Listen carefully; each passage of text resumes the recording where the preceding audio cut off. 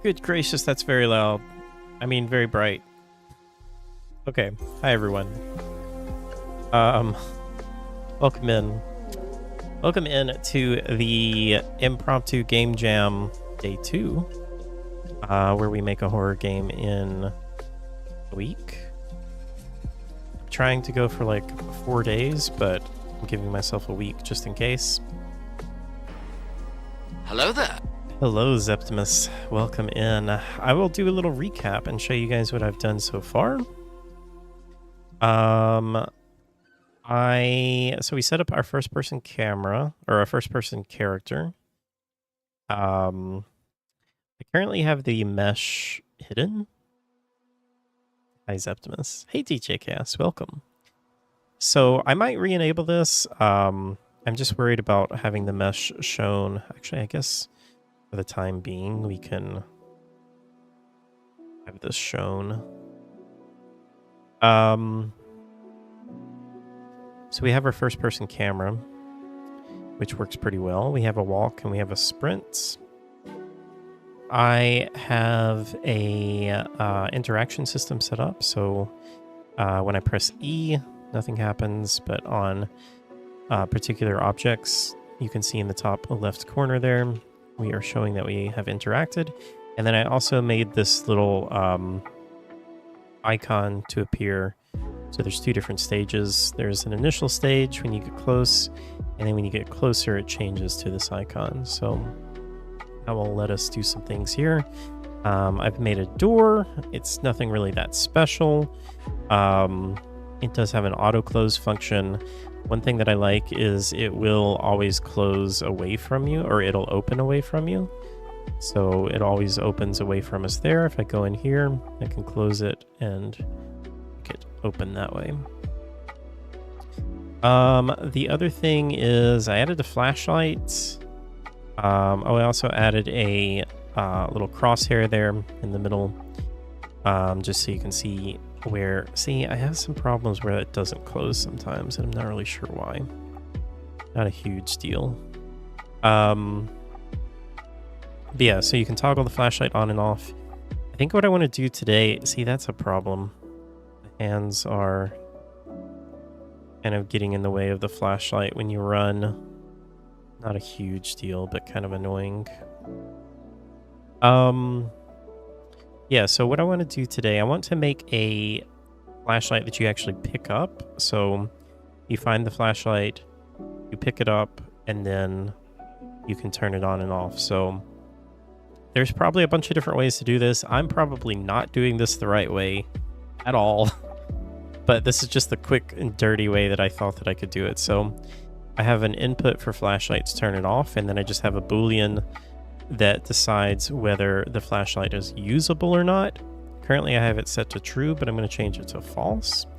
So now when we get into the game, I can press F and we're not able to use the flashlight.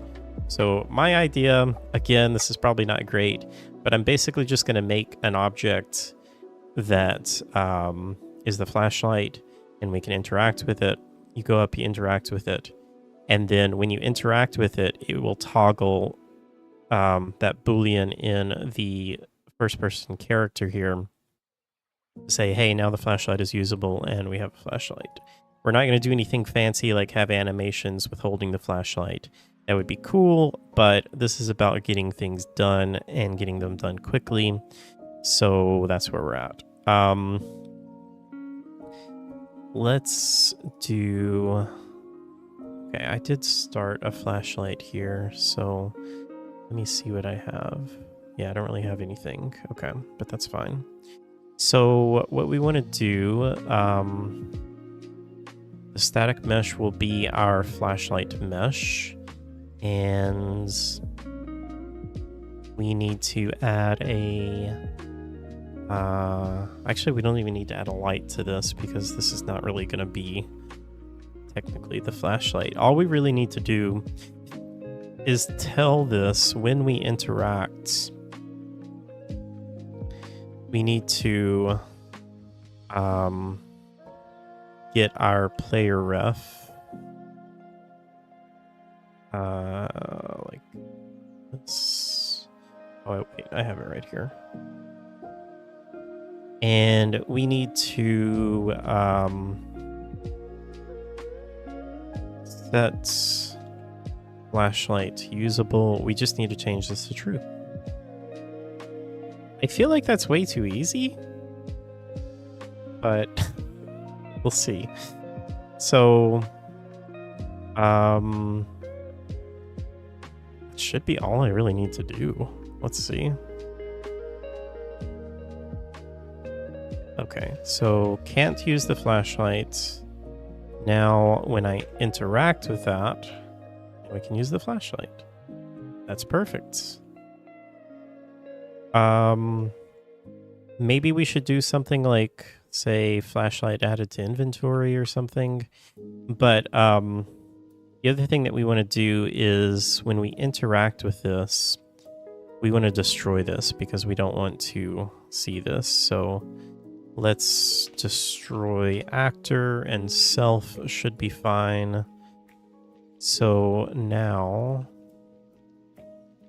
when we interact with this, it'll disappear. That'll be like, hey, we picked up the flashlight, and now we can turn the flashlight on and use the flashlight. Okay. Obviously the mesh is going to get changed, but I don't know. There's probably something wrong with doing it this way, but I don't really know a more simpler way to do it. So we're just going to go with that. I think what I want to do today, I've got some tutorials, and let me see. Gotta remember where it was. Oh yeah, here we go. So I think we're gonna try and make our start to make our AI, which is gonna be this tentacle monster. And you can create so this might be a little boring, but I'm just gonna basically follow this tutorial. Hopefully everything is the same. It's a he's doing it in 5.1. We're in 5.3. So let me think how I want to do this. Our modest fellowship expands. Praise the sub. Draco. Welcome, Draco. Thank you so much for the resub. Oh, 50 months. Oh my goodness. That is incredible. Tentacles indeed. Characters. Let's do a character. We're going to call this BP. Enemy. Welcome in, Draco. How are you?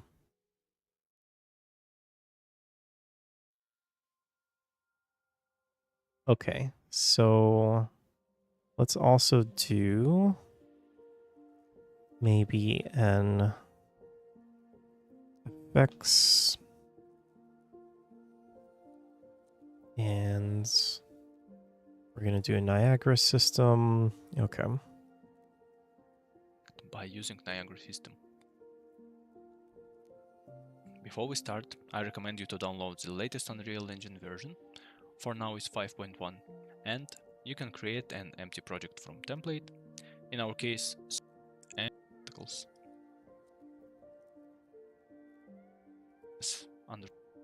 And let's create an empty Niagara system with name ns_tentacles. By pressing E button, we will open a selection window and select an empty emitter from template.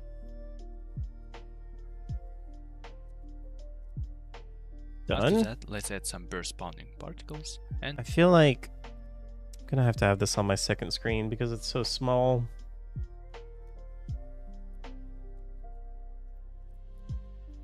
You randomly decided to buy and play Monster Hunter Rise because it was on sale. Relearning weapon controls is tricky. Ooh, how are you enjoying it? Let's see.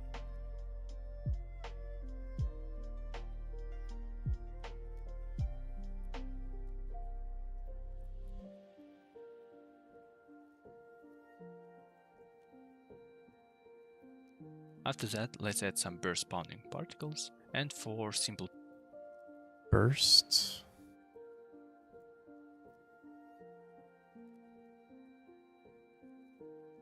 preview, let's spawn 10 particles. Inside initialize particle, we can set sprite size mode to 5.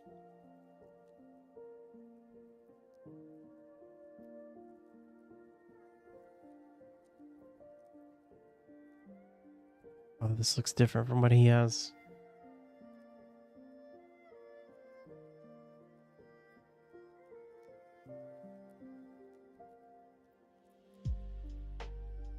For better look on viewport. Right size mode.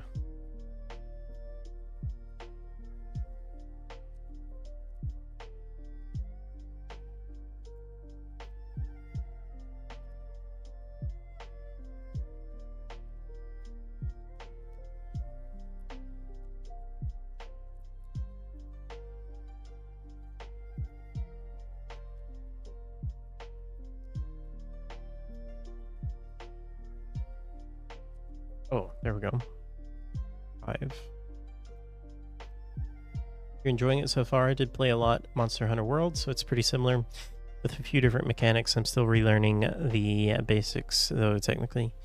Does World 2 or Monster Hunter... What's the new Monster Hunter game? Is it just called World 2? I don't remember. I feel like it's not. But anyway, does it have a release date? The newest one? Grid. For example, we want them to spawn uniformly from 0 to 100 across x-axis. For this, let's make a set module in particle spawn panel. Set the particle. For this, let's make a set module. Set module.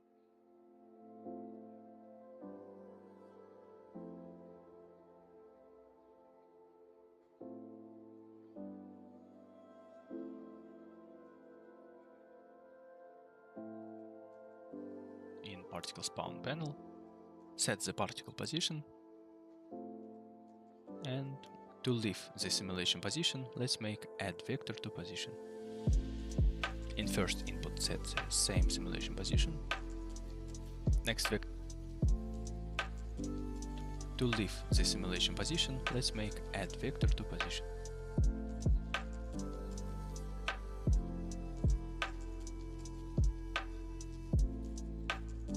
Wilds, that's what it is. I feel like it's soonish. I feel like it's going to be early 2025. They're showing off some of the weapons in the video soon, so they probably leading up to that one. Yeah. Yeah, it feels like that should be like a January 2025 game. In first input, set the same simulation position. Next.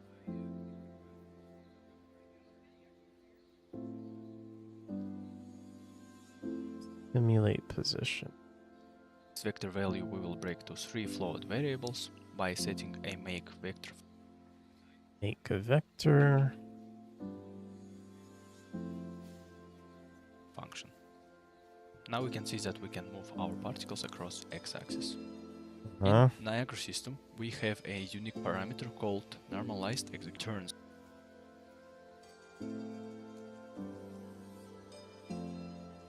Have a unique parameter called normalized execution index,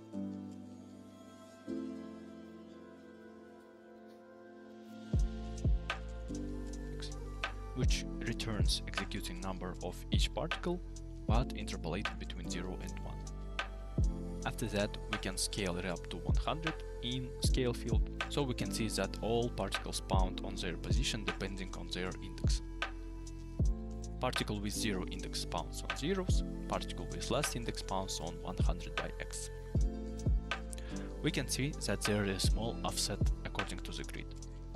It's happening because 0 particle also included. Therefore, if we set 11 particles to burst, all particles will spawn directly on their intended position. 0 on 0, first on 10, 20, 30, 40, etc. On this stage we can already set ribbon renderer. Oh, okay. And Render ribbon. You hoping it comes out in time for you to have played a good amount of Veilguard first? At least I have a few games to look forward to. Gamescom is next week. Next Tuesday. So I wouldn't be surprised if we get some updates then. let's create a simple material for it. Call it M_tentacles. Okay.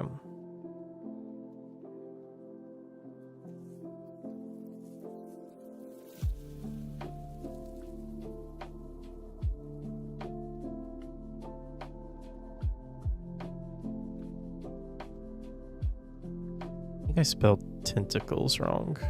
Tentacles?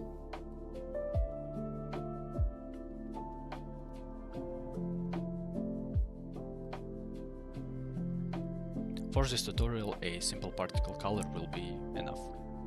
Then connect RGB to base color, save the material, go back to Niagara system, and assign this new material to our ribbons.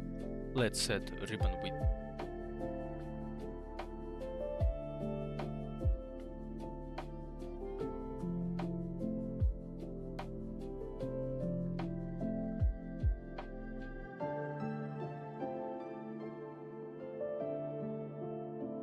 to 10.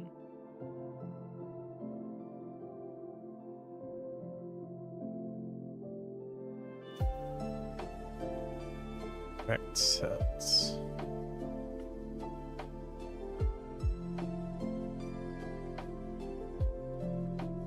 Oh, ribbon.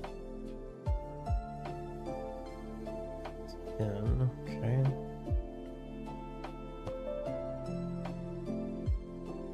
Tentacle. Tentacle. English doesn't make any sense to me. Tentacle.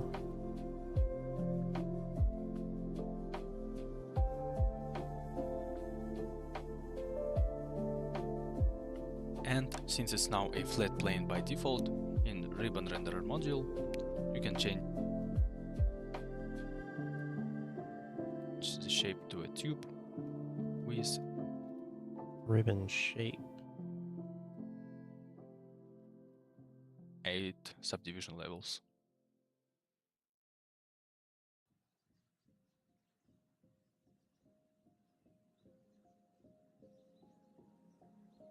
After that, we can set a curve for ribbon width.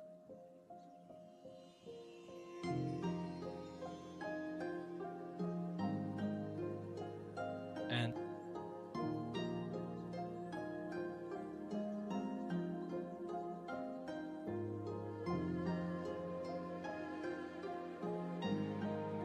change parameter in curve index from normalized stage to execution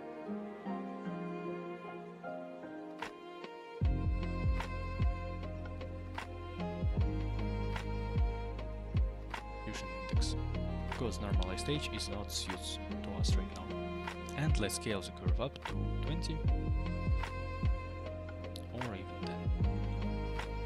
Afterwards, we need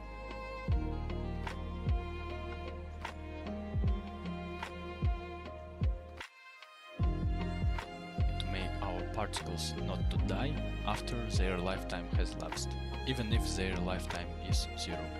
To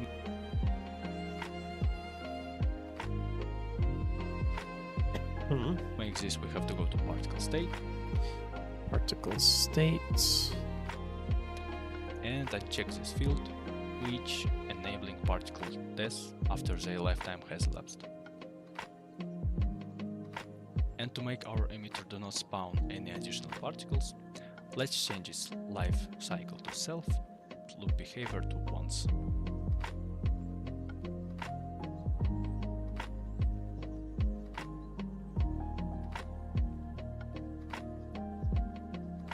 And loop duration to infinite.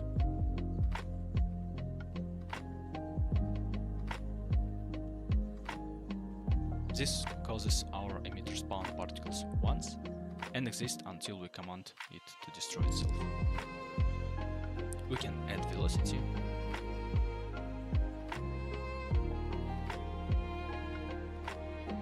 Velocity.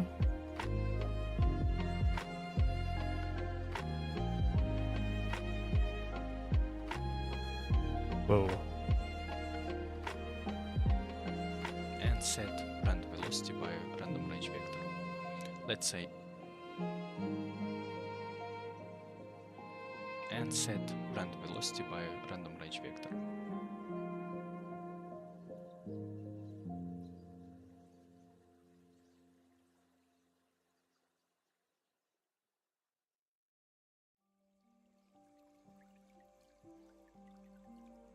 Hi, Suvi.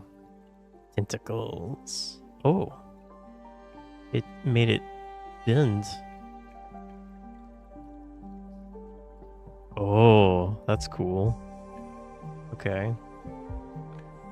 Let's say by y-axis from -20 up to 20. Minus 20 to 20. Whoa. Oh, that's weird. And we immediately see that ribbon calculates in front quarter.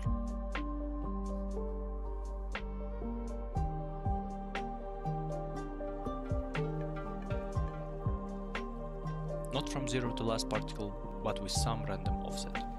That will be more noticeable if we disable ribbon tessellation for a while.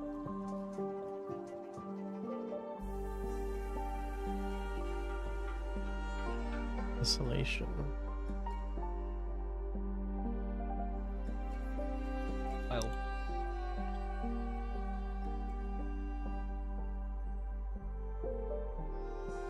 You enjoy calamari?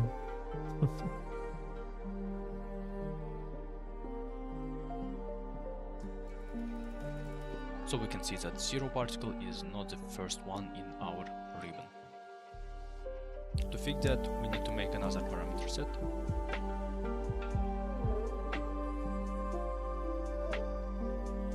Set particle. And if we type ribbon, we can see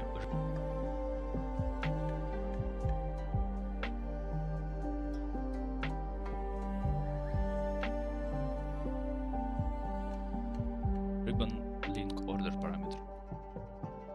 Let's simply set this.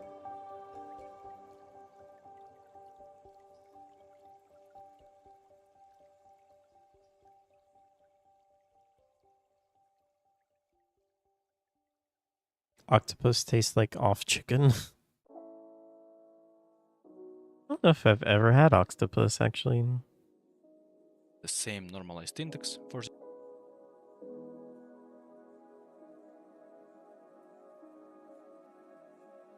this parameter that we used before.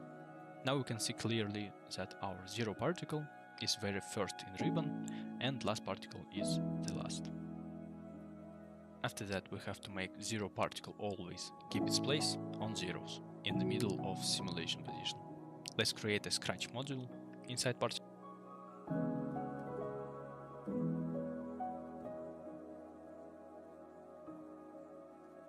update and add particle position and a simulation position inside our get node. Oh, wait a second. Something did.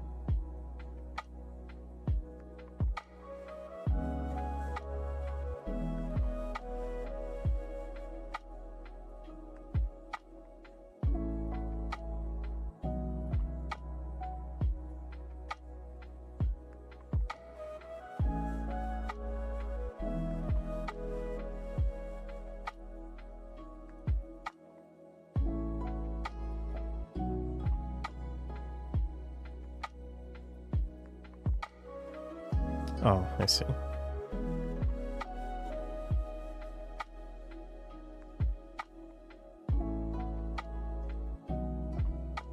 And a simulation position inside our get node.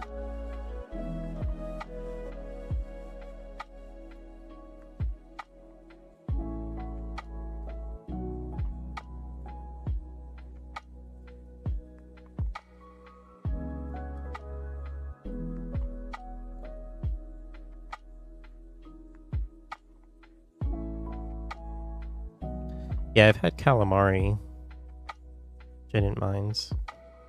I'm not really a huge seafood person, though. Now let's compare. If our current particle has 0 index, then we have to assign to it the simulation position. Otherwise, it's assigning the same position, so it passes through this module without changes. Add equal node and execution index. That means if our execution index equals 0, then it goes to if. Wait, how do you do that?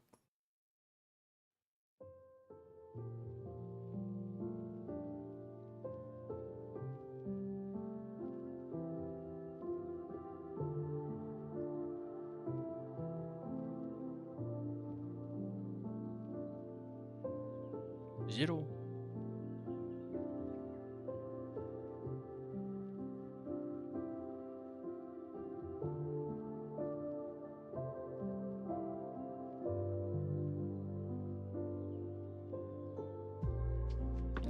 Then it goes to if with Boolean condition.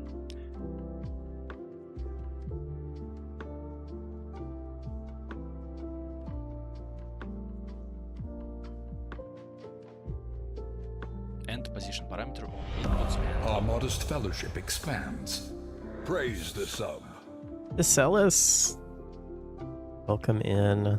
Oh my goodness, man. That's 4 years. Thank you so much for the resub. Do I like smoked salmon? It's okay. I'm not huge on salmon. I feel like so many people who love seafood but hate salmon.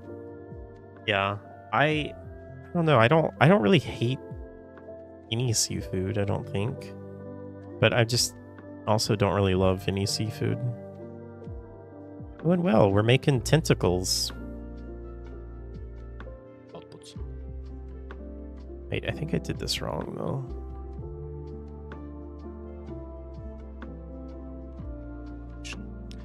Oh, yeah, I did.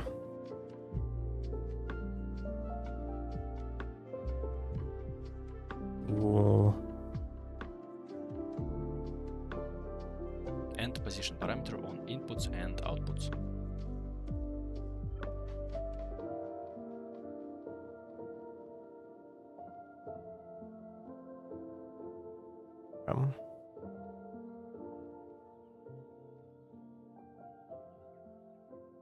How are you doing, Decellus? Making tentacles and talking seafood. Connect Boolean output to the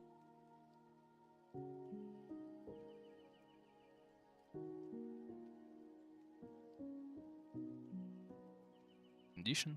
Overall, if our particle index is 0, it goes to true and takes the simulation position data. Otherwise, it goes to false and transmit the same position from input. After that, in set node, add particle position parameter.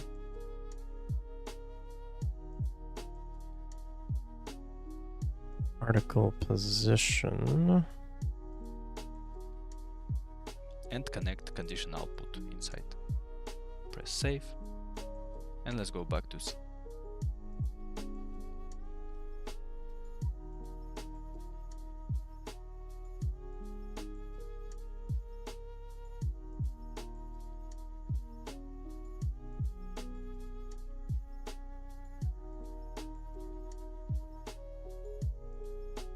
Even better now that you showered and got a Red Bull. I showered and had some water. System view. Also, we can rename the Scratch module to something like 0 to 0.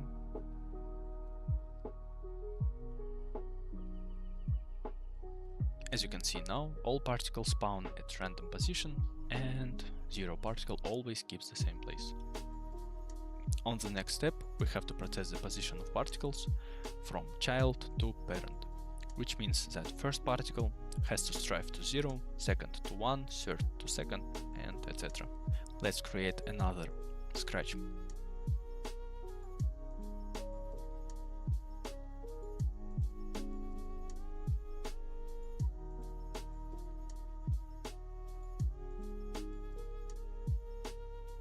You can use this as an excuse to open a monster.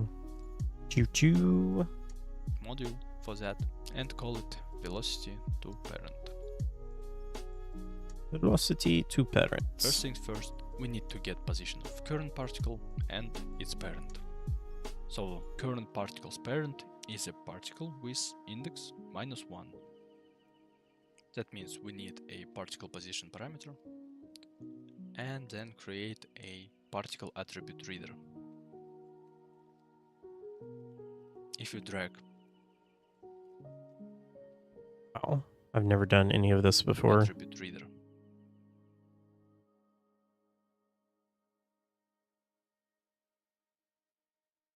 Object reader. Didn't even know that this was a thing. if you drag a wire from reader, you will find a node called get position by index. Position by index.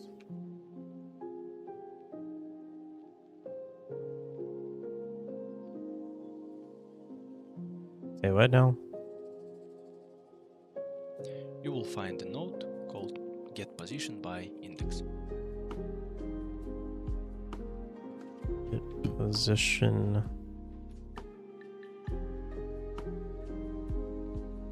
Uh-oh.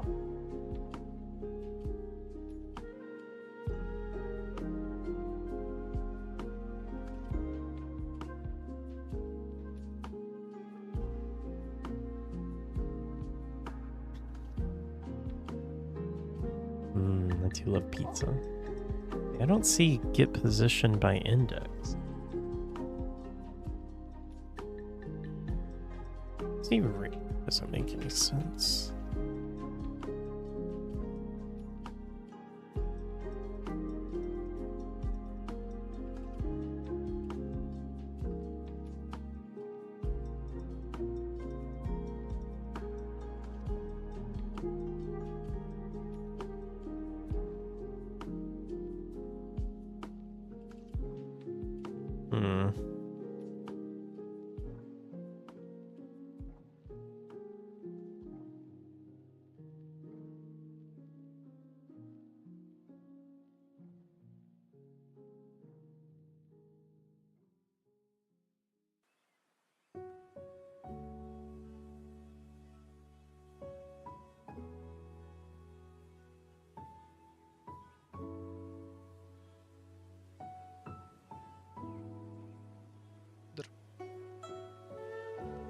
And then create a particle attribute.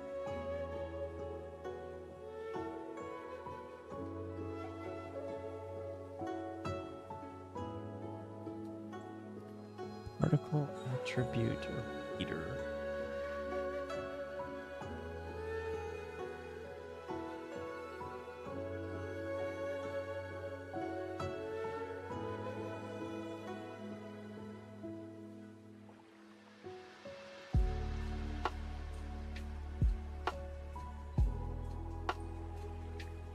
Oh, there it is.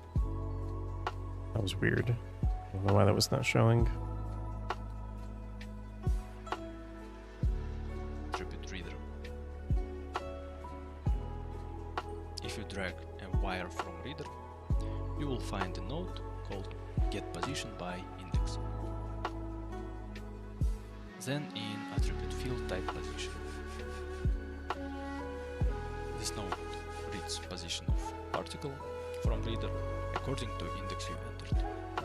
Then we place execution index and subtract 1 unit from it. Because we need minus first particle, which is its parent. Let's send this data to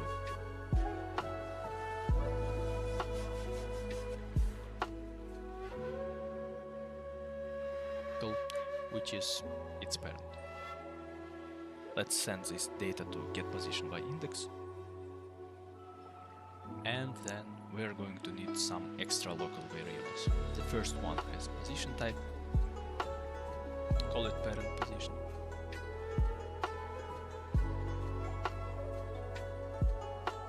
first one has position type.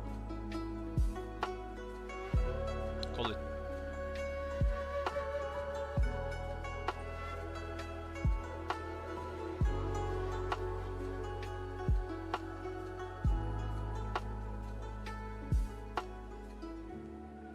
parent position. And the second one will be float, which will contain distance to parent, and name it the same way.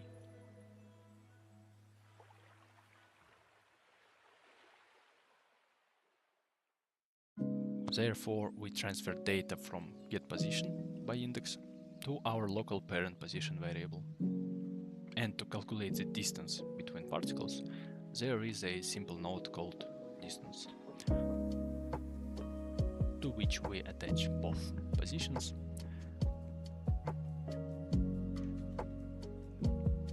and send it to our second local variable. On the next step, let's create another get set nodes.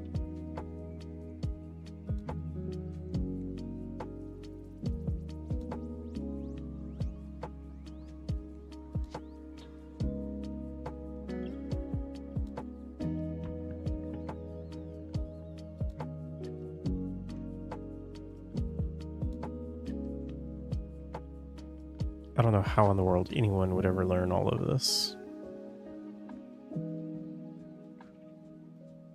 Hi, Steve. Welcome. To make our graph a little bit cleaner and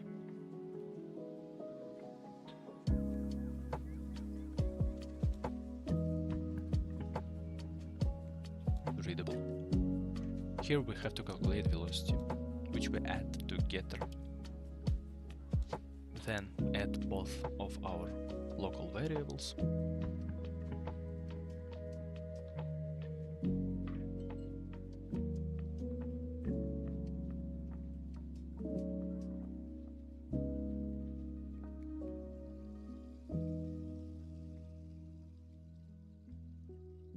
Also, we will need two controlling variables on input.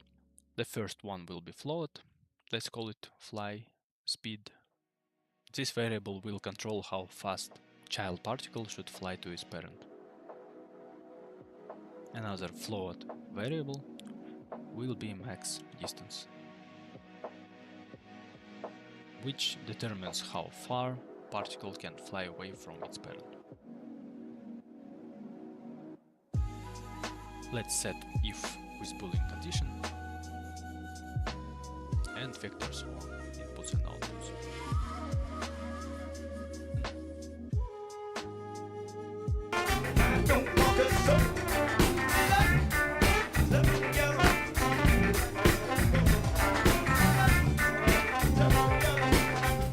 Good old Toby. No, this is probably really boring, guys. I'm like halfway through this tutorial.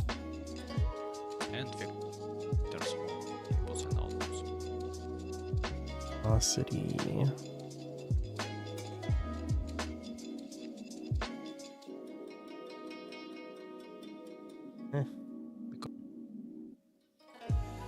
And vectors on inputs and outputs. Oh, vector.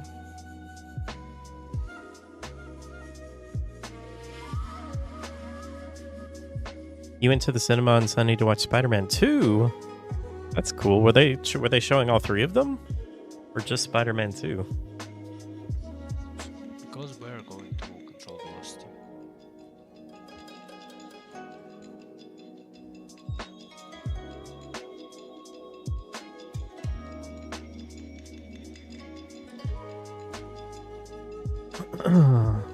Showing 3 this week. 2 is the best. Vectors on inputs and outputs, because we're going to control velocity. Now we need to recreate this condition.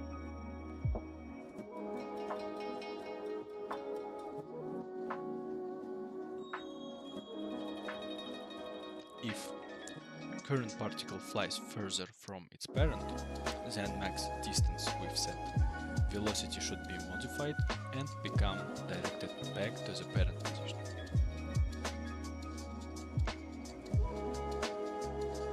Let's create greater than node.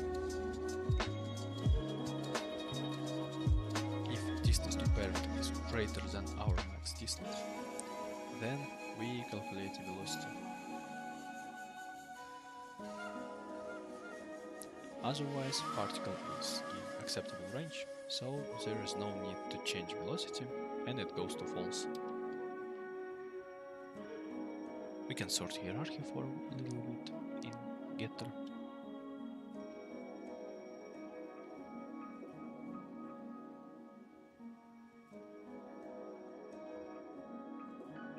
Whoops.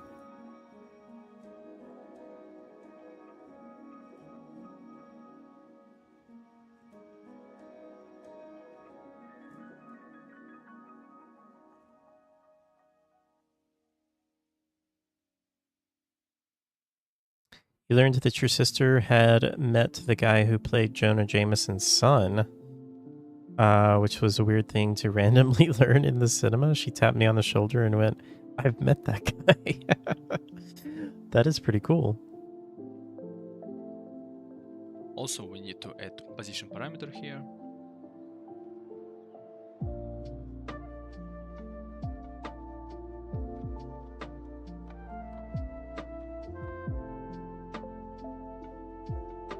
Because we need to subtract parent position from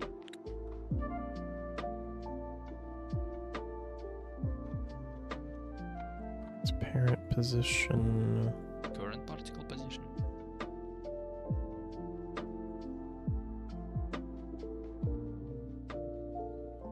And normalize this difference.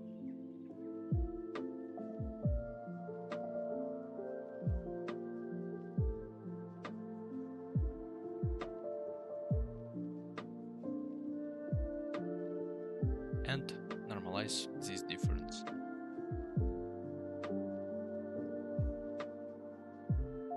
As a result, we will have a normalized vector which is oriented to parent. Let's change an order of variables and then multiply this value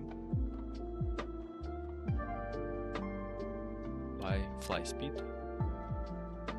and add this oriented vector to velocity.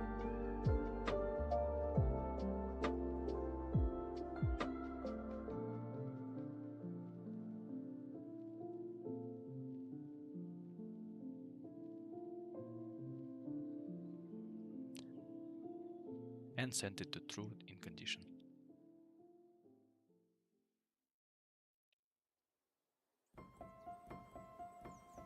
In the moment when particle is out of range, we set by max distance.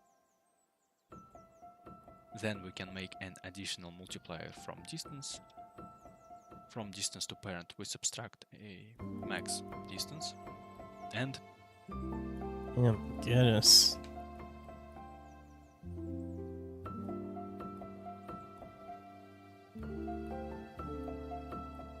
Parent from max distance. to take its absolute value. Then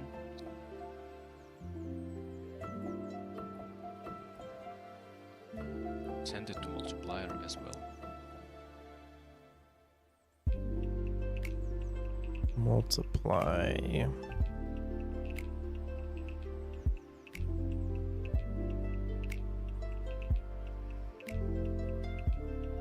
Let's clean up our wires a little bit.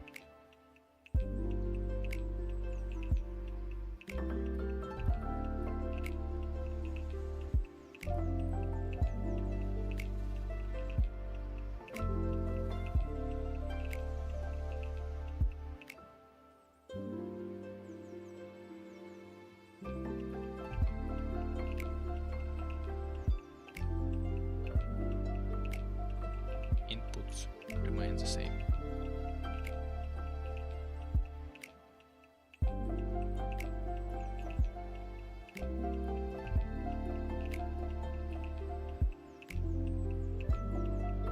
And let's take a look on our emitter.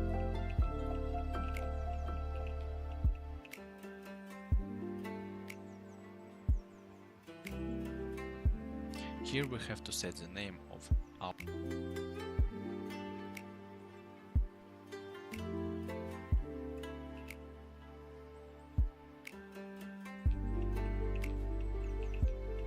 Oh, you actually went to see Borderlands? I have no desire to see Borderlands. It just did not look good from the start to me.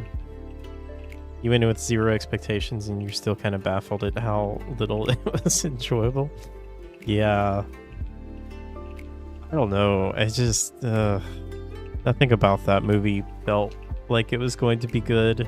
our actual Velocity to parents. Emitter name. emitter. Because attribute reader have to take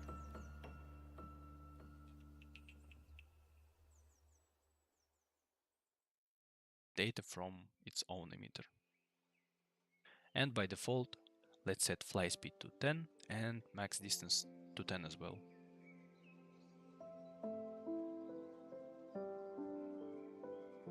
Finally, we can see that something more interesting is happening here.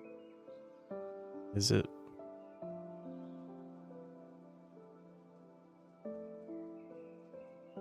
Uh-oh. Mine doesn't look like his.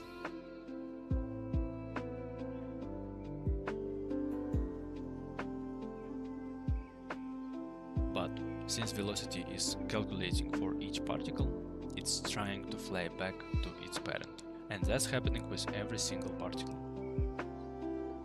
Oh.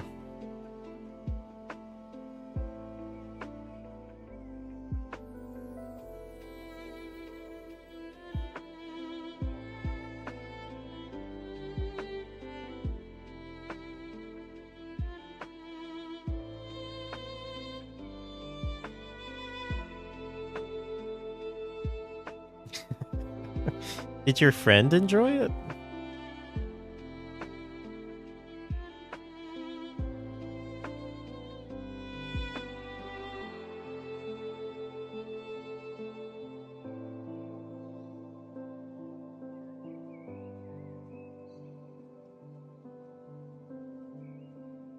Therefore, every next particle's velocity is multiplying exponentially. To prevent this, we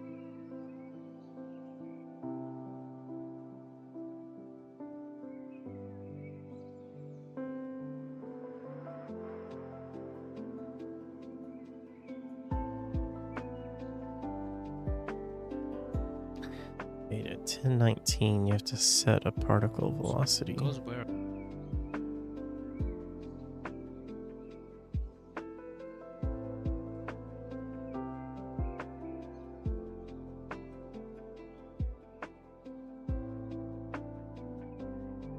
and vectors on inputs and outputs.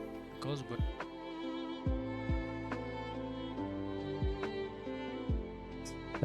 A particle velocity in the last set node. Oh, maybe that's what happens.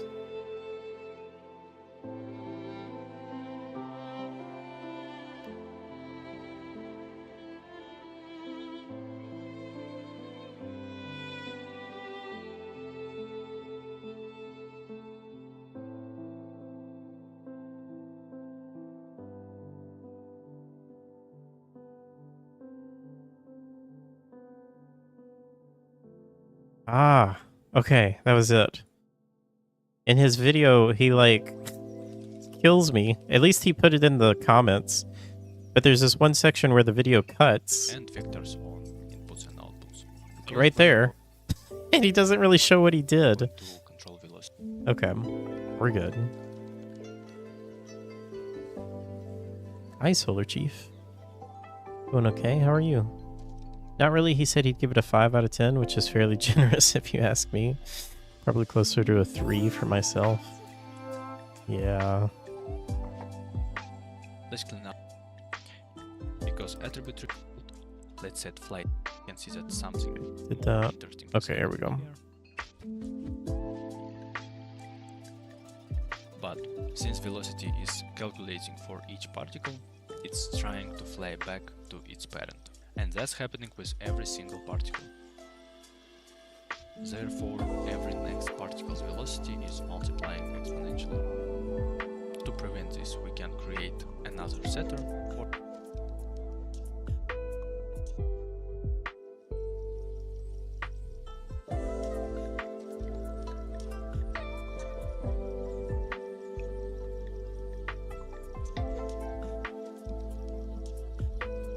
set parameters.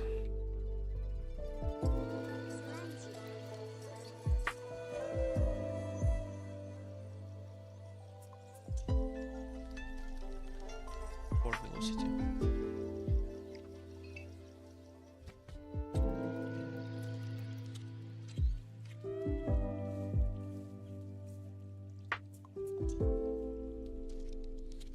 And again, multiply already existing velocity.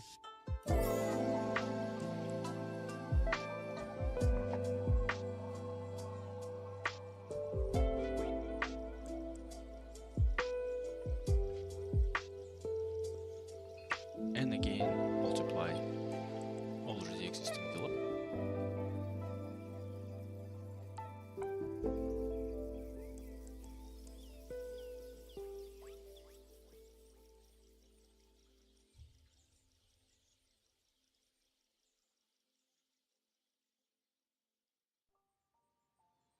Yeah, I mean, the minute I heard Kate Blanchett was playing Lilith, I was like, what? Lilith is supposed to be like, I think that's her name, right? Lilith? Whatever her name is. She's supposed to be like 25 years old or something. And then as much as I like Jack Black just doesn't really seem like he would fit Claptrap very well. Lilith is 22 in the first game. Yeah. It just makes no sense. Velocity by float.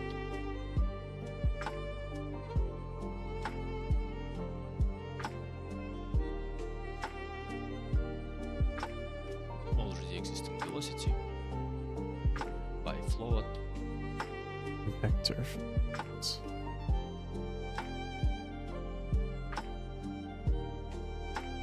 By 0.5.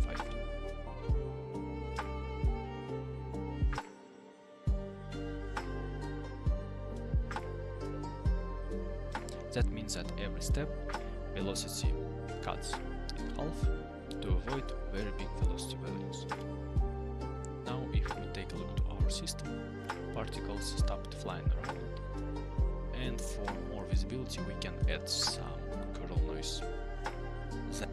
Dang it, I think I messed up again.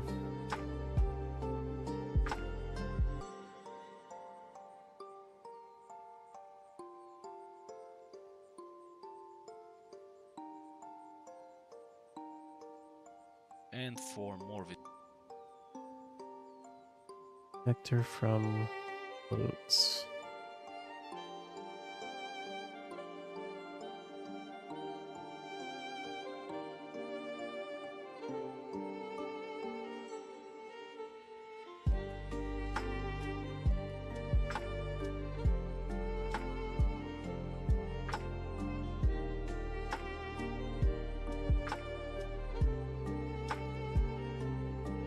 visibility, we can tether for velocity.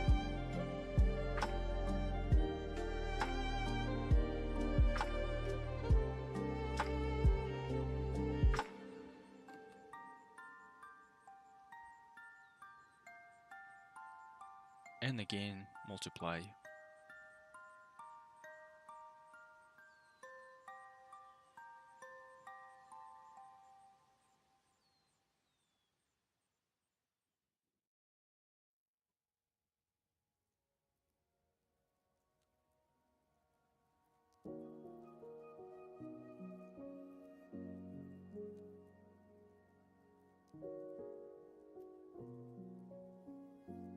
For velocity.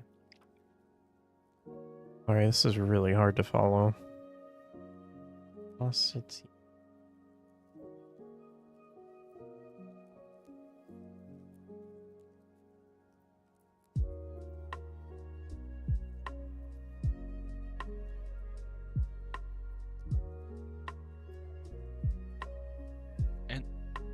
again multiply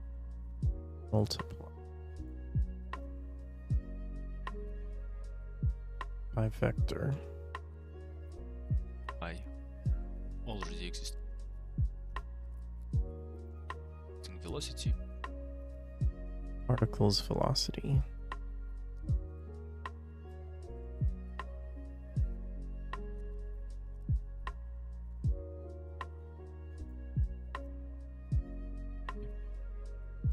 by float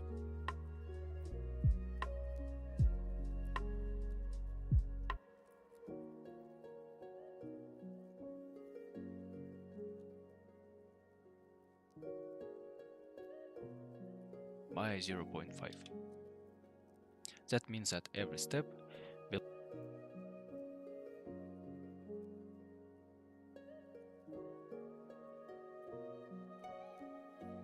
velocity cuts in half to avoid very big velocity values. Now if we take a look to our system, particles stopped flying around, and for more visibility we can add some curl noise. Then set noise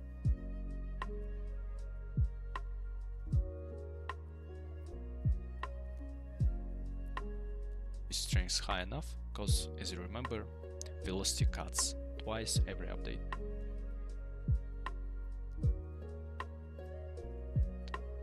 Now you can see that something logical.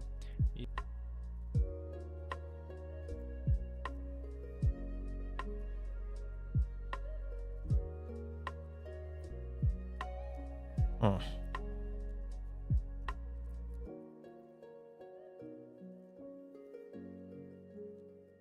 Kevin Hart is Roland. He's supposed to be somewhat serious and imposing, not Kevin Hart. They also tried to make Lilith being a siren into a plot twist. Like, anyone who's somewhat familiar with the games would know what's going on. But the big whoa moment was the final. In the final is something you see in the game during that intro. It's just really dumb. Is finally happening. Also, we can turn back a distillation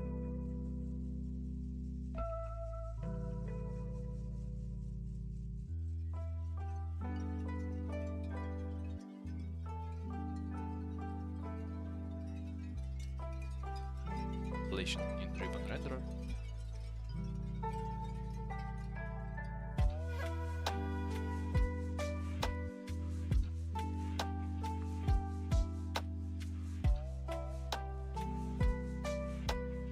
And in curl noise we can reduce frequency for a little bit.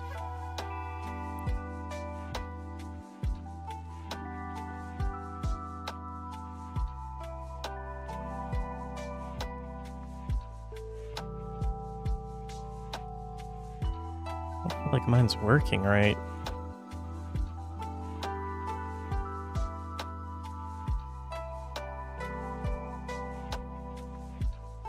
That doesn't look right. And turn on the noise panel to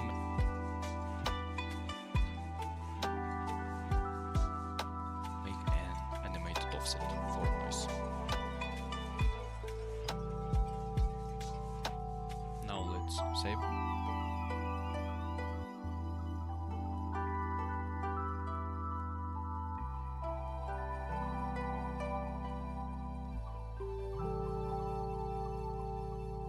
Animating a ghost snake? No.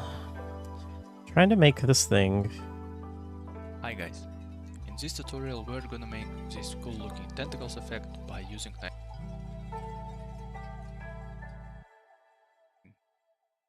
in addition,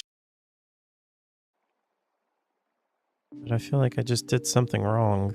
particles stopped flying around, and for more visibility we can add some curl noise. Then set noise strength high enough, because as you remember, velocity cuts. He sets that to 1000. Milk Monster from Lost? Kind of.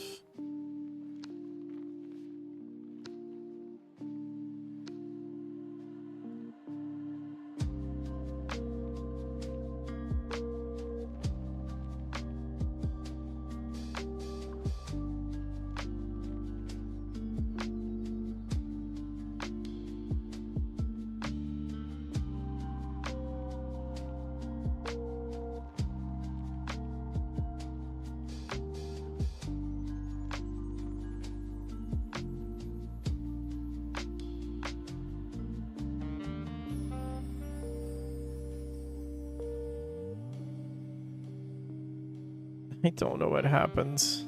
It was going so good.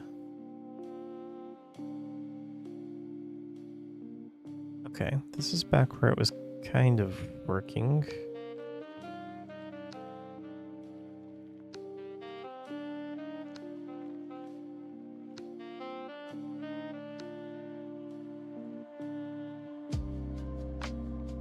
Twice every update.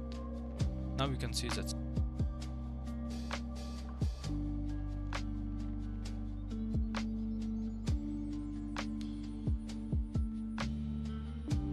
Mine breaks when I do that.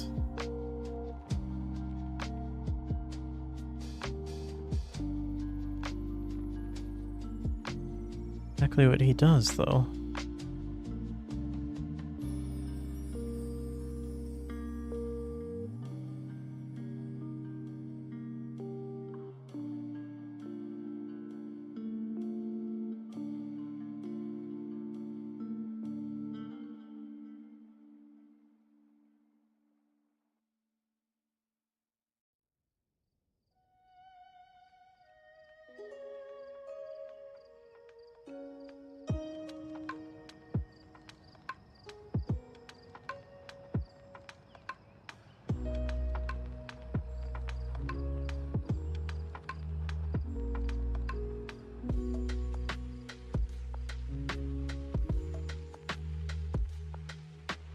I'm gonna try restarting really quick.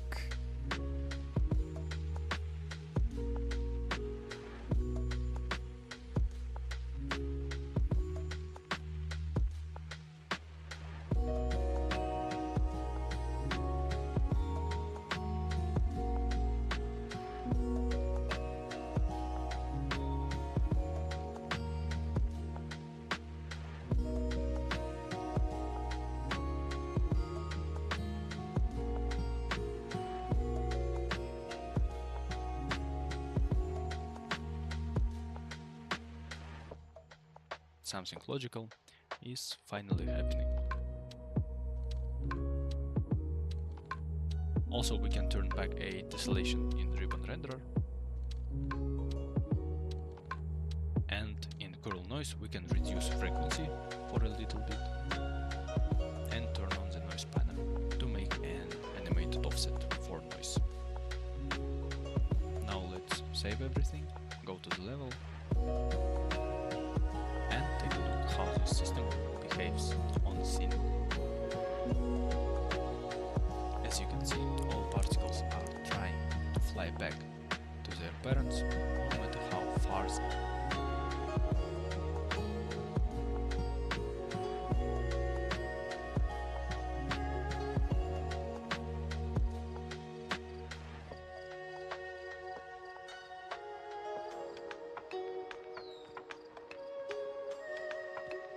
I don't understand why mine's not doing what his is doing.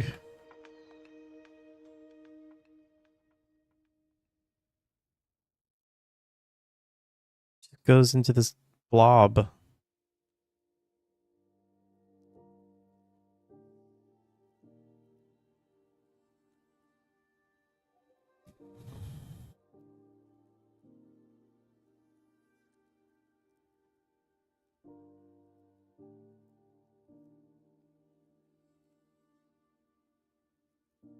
And again multiply already existing velocity by float by 0.5. That means that every step velocity cuts in half to avoid very big velocity values. Now if we take a look to our system, particles stopped flying around, and for more visibility we can add some curl noise. Okay, let me start here again. So that's set to 0.5.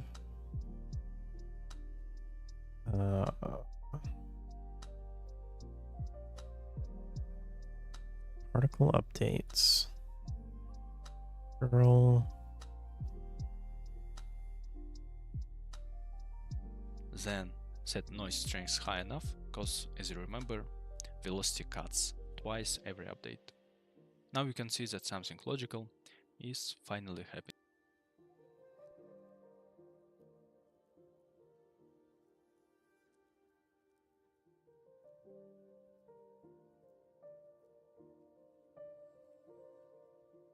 I mean, kind of.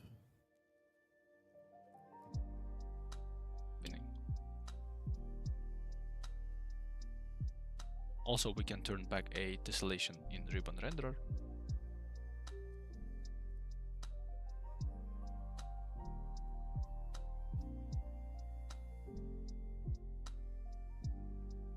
Okay, that looks better. Oh, but then it stops.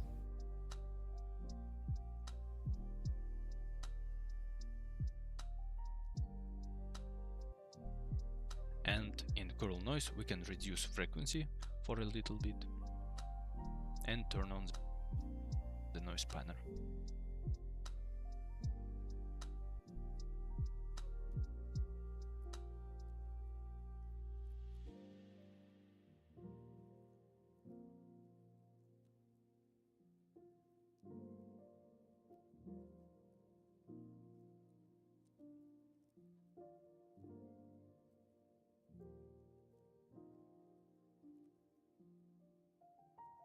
I feel like mine breaks right here.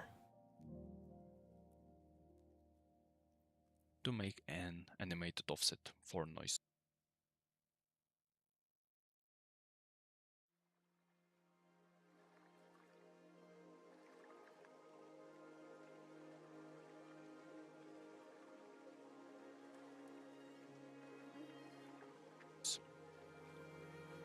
Now let's save everything, go.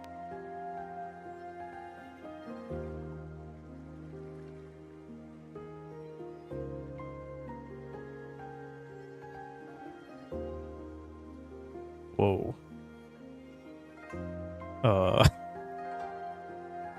Oh no.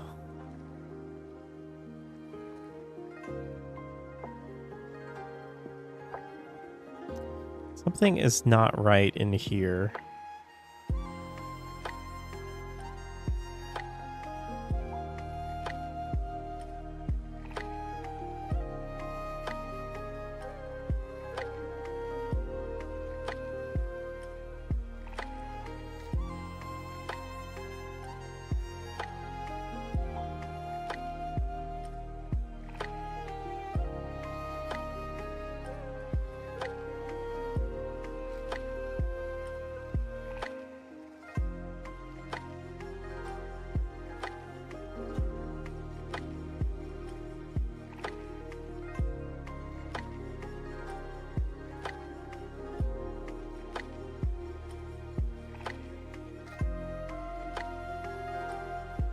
Don't understand.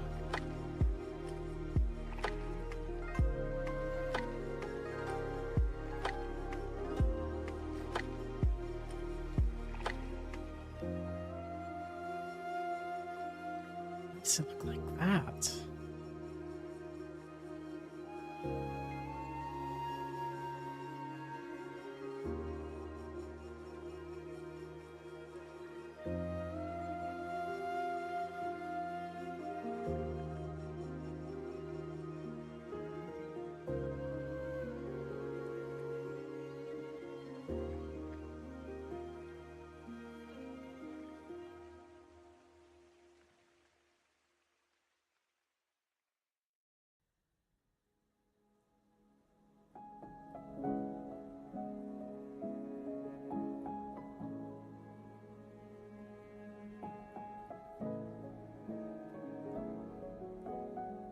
Frequency for a little offset. Well, seen. Mine doesn't As you look can like see, that. all particles are trying to fly back to their parents, no matter how far they fly away.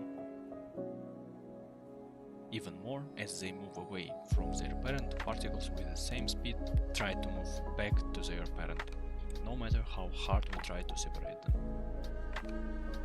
We can go back to our system and set a custom velocity after the moment where we split it up. Let's duplicate an already existing velocity, because attribute reader need to take data from this moment. And by default, let's set fly speed to 10 and max distance to 10 as well. Finally, we can see that something more interesting is happening here.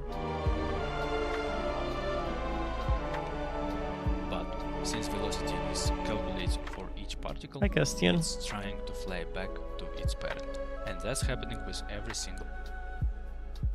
Something breaks when I do this curl noise.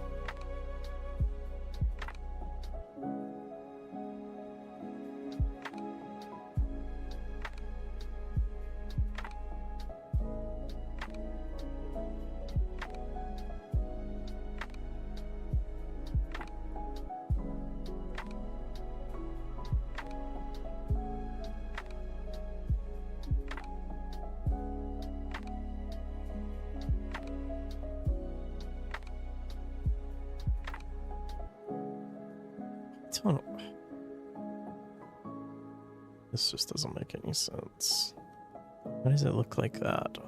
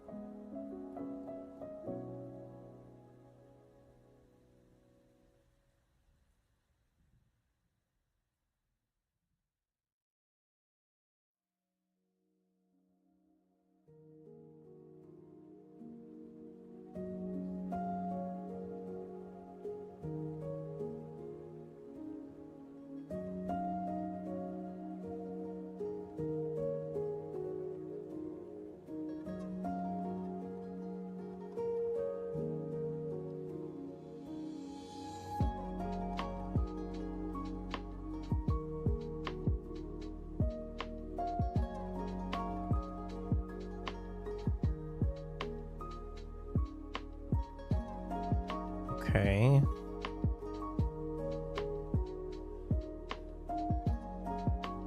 That's kind of weird. I wonder if that was the problem. Although it still goes into that.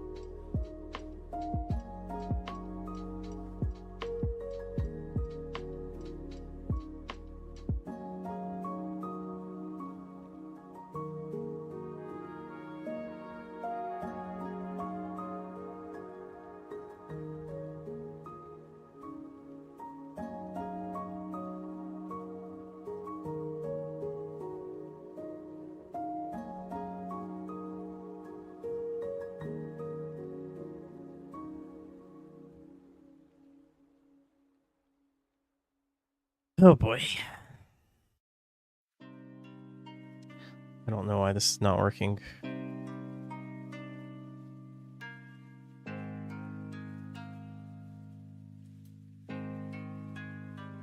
Today we'll make tentacle particles. Create Niagara system and emitter. See what this one says. Spawn 100 particles. Add ribbon renderer and change ribbon shape as a 2. Increase subdivisions as a 6. Add curl That's the next step to sell this. noise force module. Then you can see ribbon in preview window.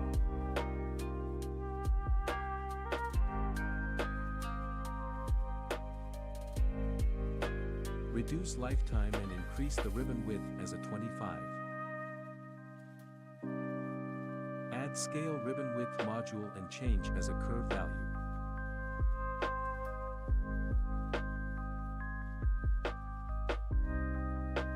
curved scale getting smaller at the end.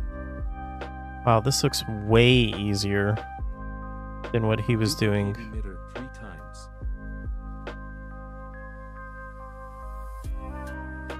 Change the curl noise values of each emitters. Then each tentacle have different movement.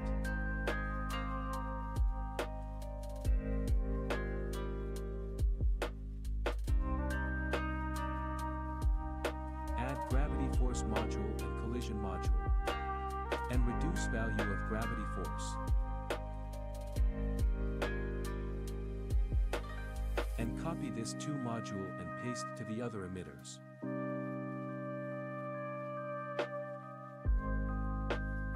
If we put particles in viewport, tentacle is working well. Now let's make simple material for this.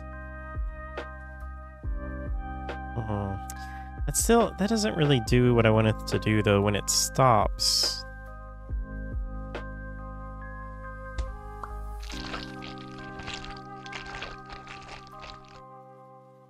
Hi guys, in this tutorial we're gonna make this cool looking tentacles effect by using Niagara system. Before we start,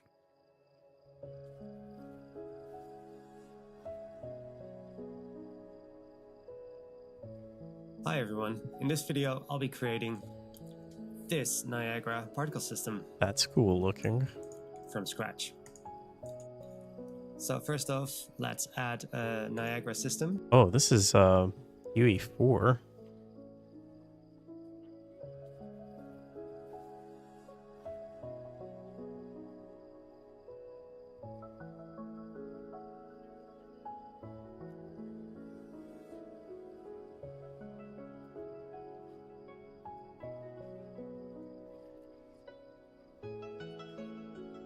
We can leave the position to the if false in.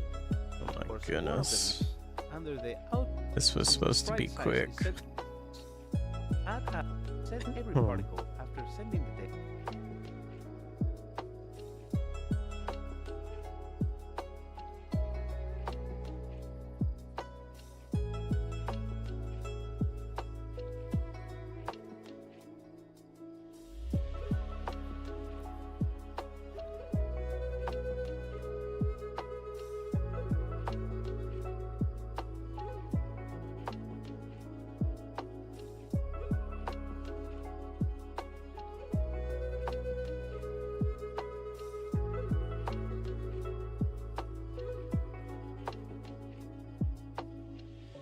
It really isn't.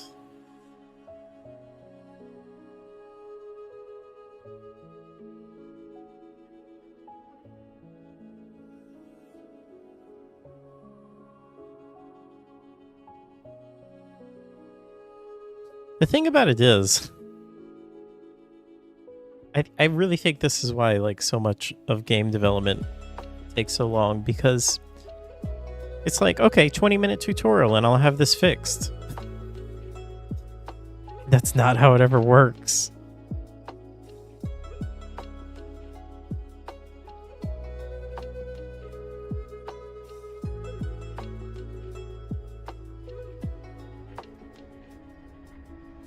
Okay, let me see if he shows how he does that. I need to pause this music for a second.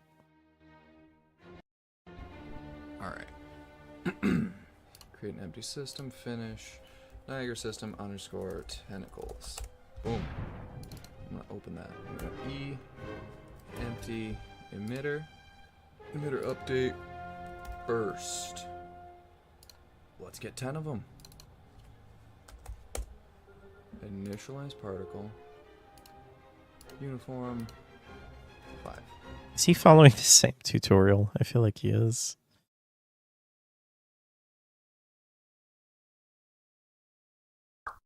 Dang it.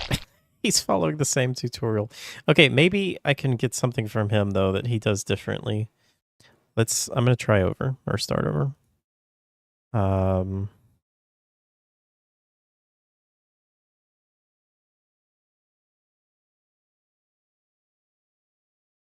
Zero, 1. Okay.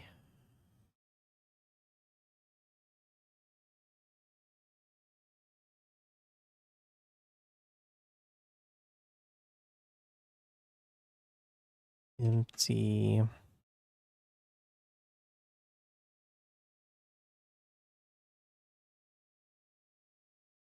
Let's get 10 of them. Open that. I'm gonna E, empty, emitter, emitter update.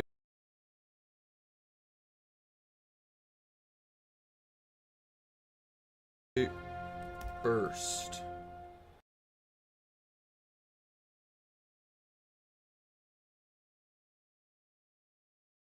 Spawn burst instantaneous. 10. Let's get 10 of them. Initialize particle.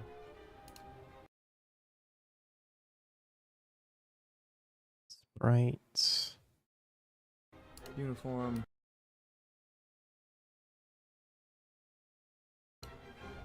5.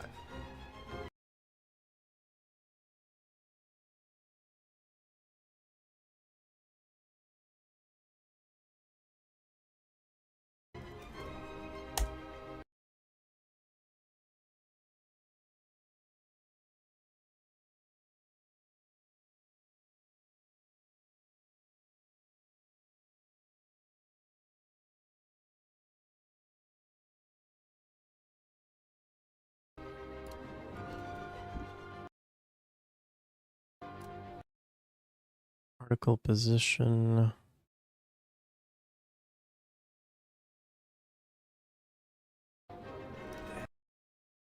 Add vector.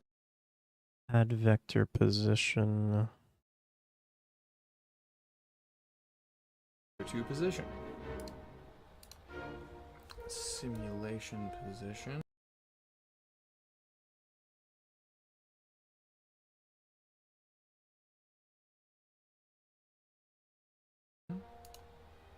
Make vector function.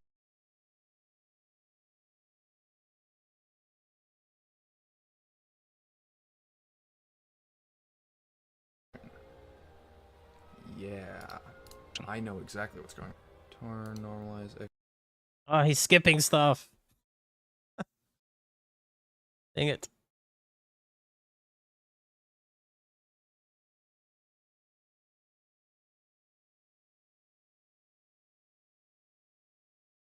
X. execution index, and we'll scale it up to 100.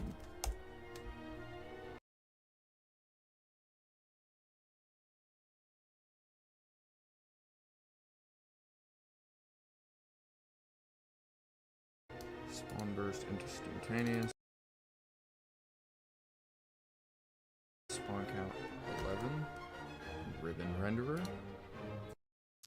That's where I feel like I messed up, but he does 11 as well.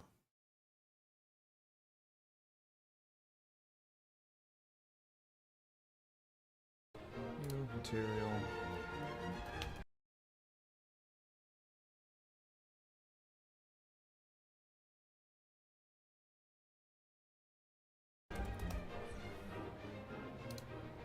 We can hook that up to the base color.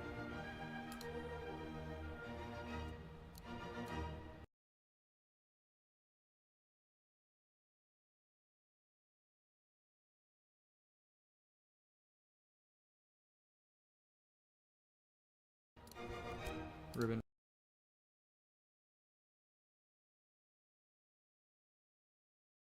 Renderer. Shape. 2.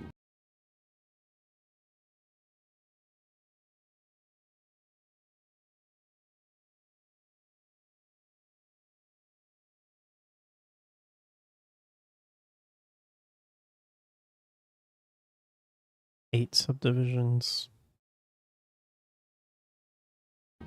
Haha. Well, ain't that something? 8. Curve, and I do believe that's a float from curve. Yep. 8. Curve, and I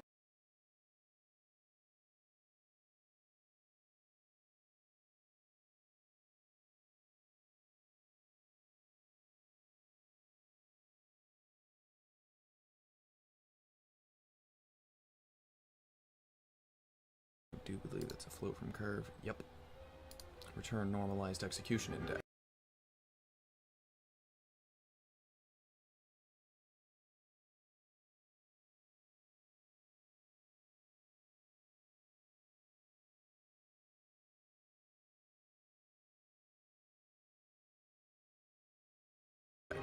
I know what all of these words mean.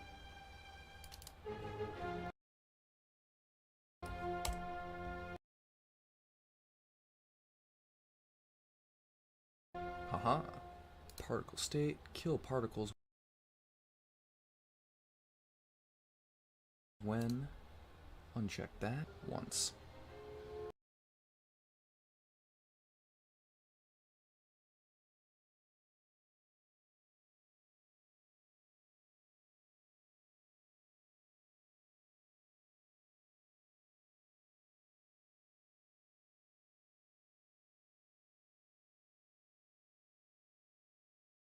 Complete once fixed.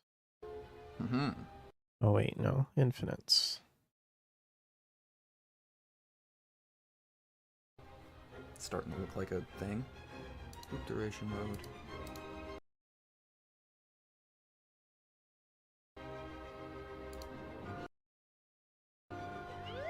Loop duration mode.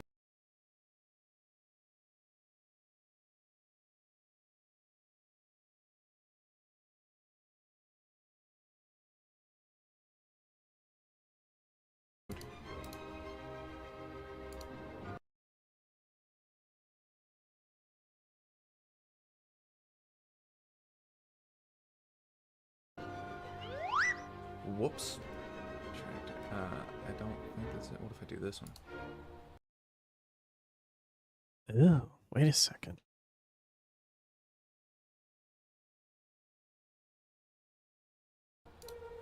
Random range vector. Ba ba ba ba ba. Why is this not working? Please? We need a scratch pad module.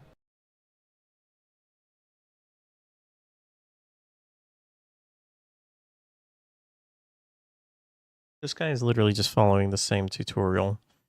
I'm gonna try to look through this again. So we need to make their life check this field. Particles, on particles. We can add velocity and set random velocity by random range vector. Let's say by and set random velocity by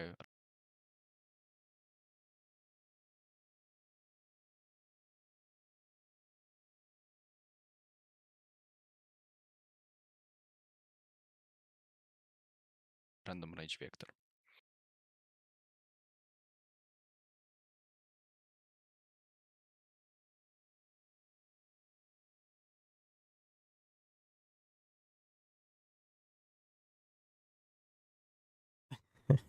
it's so stupid. Once you download it, you can go in to the files and you can like choose stuff to be uninstalled, and it's only like, I don't know, like 50 or 60 gigabytes that you have to have installed. Let's say by y-axis from -20 up to Minus 20. 20.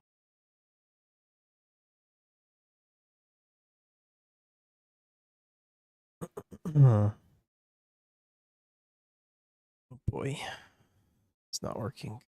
Oh wait, no, that's 1. That should be 0.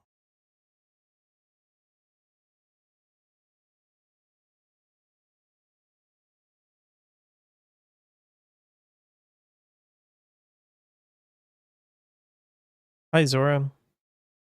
Welcome.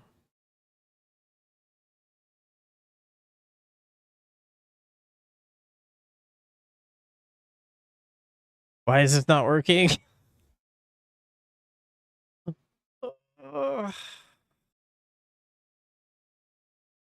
Just beating my head against the wall trying to get this to work.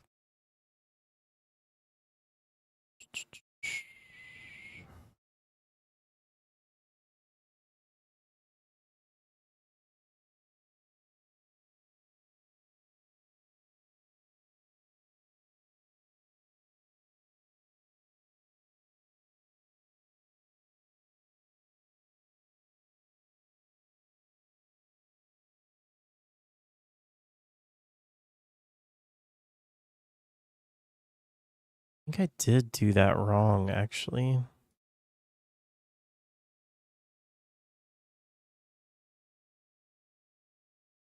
How are you doing, Zora?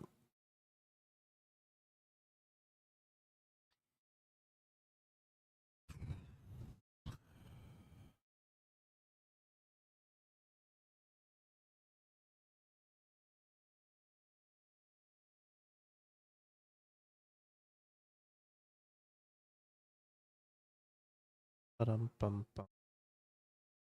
Week 2 back with students. How is school going?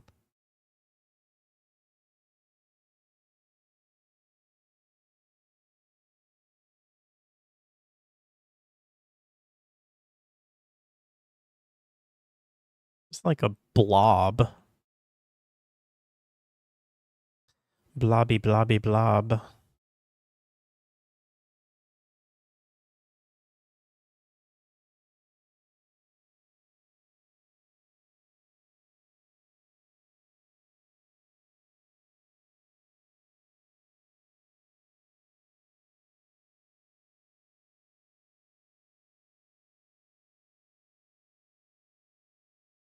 Okay.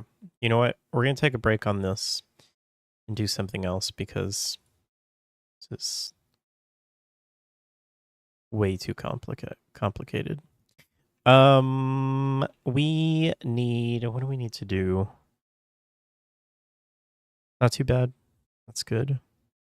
So let me give you guys a brief overview of what I'm doing in case you are just coming in and have no idea what I'm doing. I decided that the horror game that I've been making for the last year, still working on, I do have a demo that's almost done. It actually is done. I need to actually get it play tested. So if you want to play test the demo, let me know. I just need to be able to watch you play while you play it. But anyway, I'm taking a short little break, like a week-long break, and I am doing a game jam, which I've never done a game jam before. And really the purpose of this is I just want to make something. So I'm giving myself, I'm trying to do this by the weekends, finish it by the weekends. But worst case scenario, I finish it on Monday before Gamescom. Hey Scotty, welcome. Gustian volunteers as tribute. It's not a public demo yet. It will be available soon. You can do ! wishlist for the Steam page. And I'll have like a proper demo available. But anyway, I'm making a quick little horror game. No, we'll get it done. And the goal of this is just to finish something. Because I've never done a game jam and I always wanted to do a game jam. And the idea for this is that you wake up in a hang on, let me open the other project here. You wake up in an office and it's late at night and you've fallen asleep at your desk and you get up to go home. You go to the elevator. The elevator breaks and it opens and you're in kind of like a different world. You walk down a long hallway or corridor and you find like this creepy glitched out hallway that you are able to kind of clip through, and then it turns into like this little back rooms type thing. And then I want to have just a very simple enemy that pursues you, and maybe like a couple of areas that you have to hide in and escape. And then that's it. That's all I want to do. You prefer raspberry jam as opposed to, what did I say?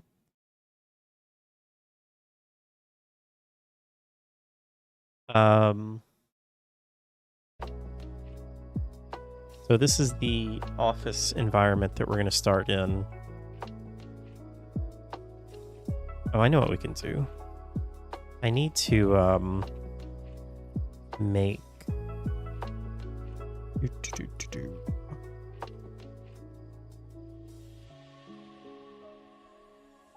Oh, game jam. Gotcha.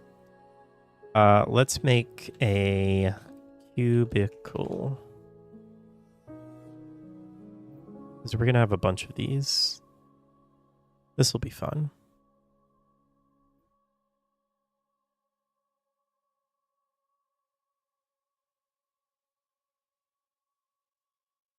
Just waiting on this to open on my second screen. It's taking its time. Actually, I'm going to go get some water while this is opening. I have no idea why it's taking this long. Be right back.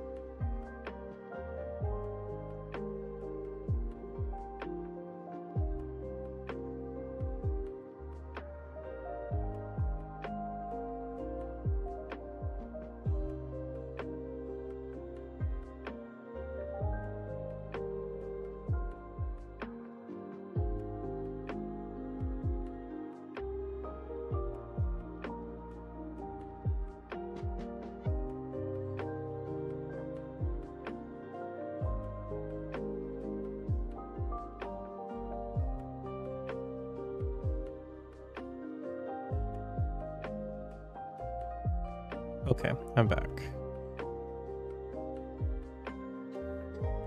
House of Lies gives you RE1 vibes. That is awesome to hear. That's the main inspiration. Resident Evil in general is the inspiration for House of Lies.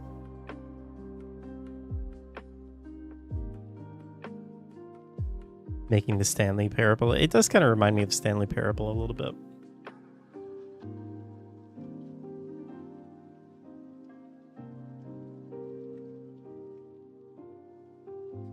Okay, so we just need to add a couple of these.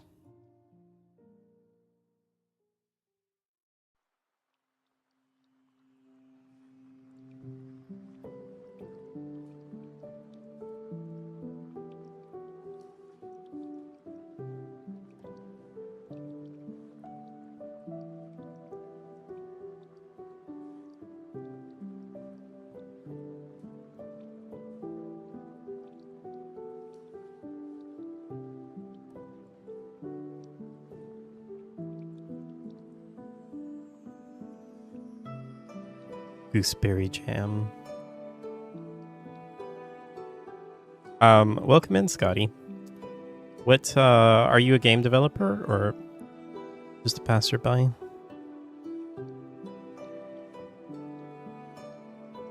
Alright, now I need desks. Let's go with, is it that one?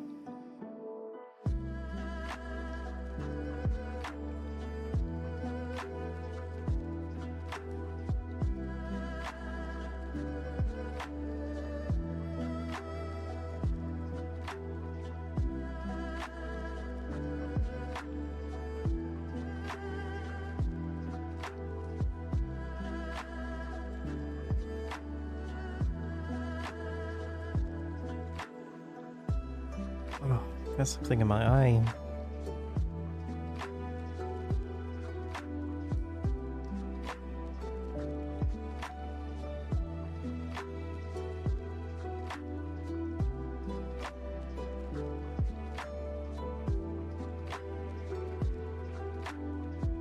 As a hobby, that's cool. One game on Steam? Oh, what is it? Please let us know.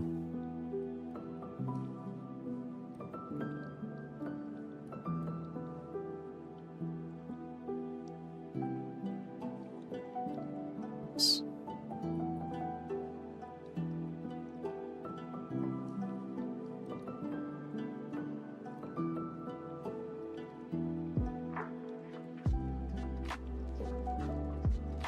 Ah, it's German. Okay. Is there any localization or is it just in German?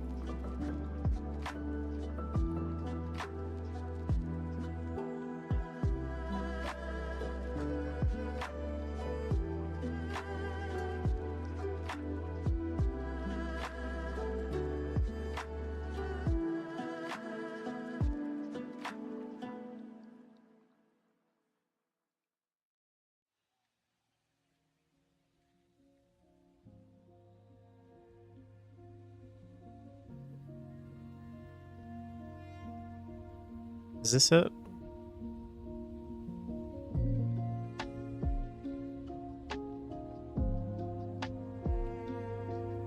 Oh boy.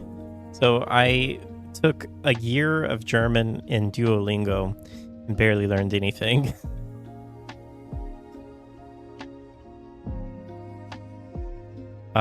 Simulation, casual, walking sim, life sim. Let me see if I can figure out what it's about just by watching this. Oh, that's cool. You take pictures?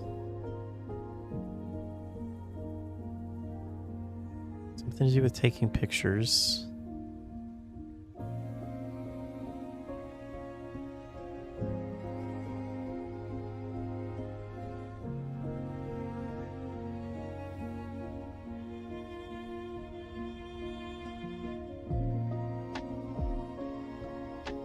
License plate fraud simulator? Is that what that means?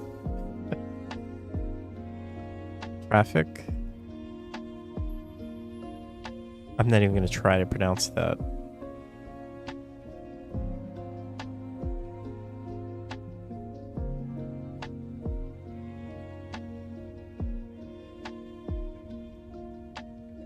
Oh, it's a meme. Is there... Doesn't this translate somewhere? Oh, here we go. Let's see how good this does. Take on the role of the main advertising master. Ah, okay. Is that what that means? Or close. Record parking offenders in large city and select the correct offense from a list. Collect money for the state and punish the traffic offenders for their actions. I see. Okay, so you're like a traffic cop? Don't worry, German is pronounced exactly like it's spelled. I mean, that's true.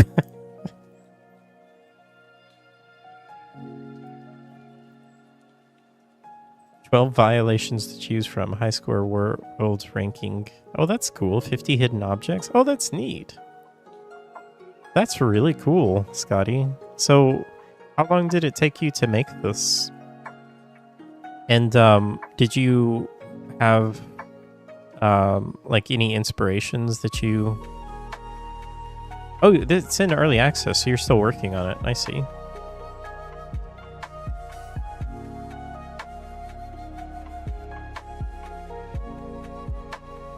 That's awesome, man. Congratulations on releasing something. Around a month. Wow. That's incredible.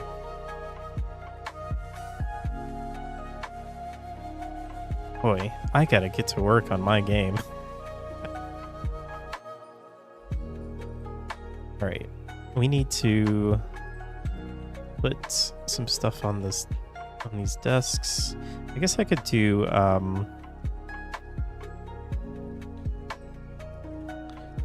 learning Unreal Engine included. It's about 2 years. Okay. Hey, that's still pretty good though. You have around a quadrillion projects. Oh, don't we all, Scotty? Yep, I definitely understand that. Still though, that's awesome. Congratulations on releasing something. So many people never even get that far.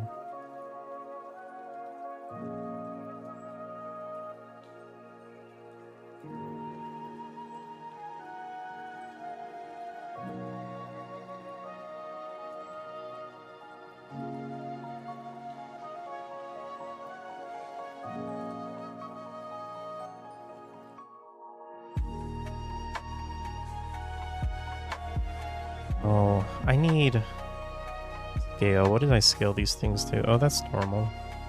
That's normal. I feel like this needs to be bigger though. maybe? Yeah, that's definitely way too small. Oops. Maybe just taller?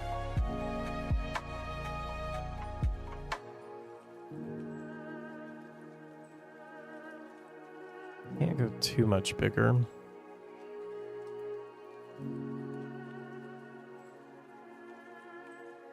Let's go with that.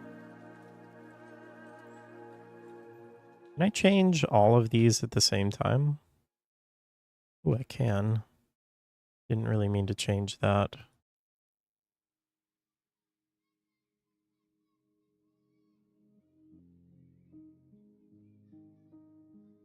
Okay, that's good. That chair is too nice, I think. First game, now working on your second. But now more serious, this really was just a meme game. This guy is known from TV documentary. He's not a cop. He's a normal dude, 18-year-old who rides around on a bike. I gotcha. Oh, that's cool, though. I mean, even though it's just a meme game, like, I'm sure that you still got a lot of experience just releasing a game. And it looks like it did pretty well. You got 21 reviews, I think.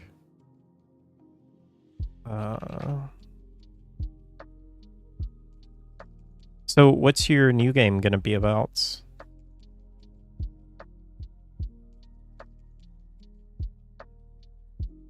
Meme helps a lot in sales, yeah. Especially considering that it's in German. So, I mean, there's obviously, like, you know, that, I mean, I'm sure you know this, but, like, that doesn't even show up. That game didn't even show up when I searched for it because, like, the default preferences for US and other country, like, it doesn't show, you know, games that are not in your language.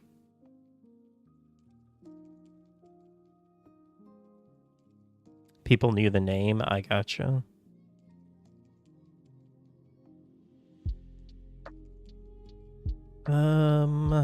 Second game is a horror puzzle game. Ooh, now you're talking my language.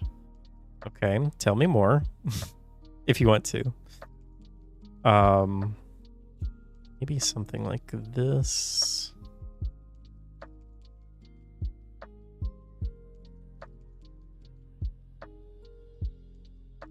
Yeah, this is better.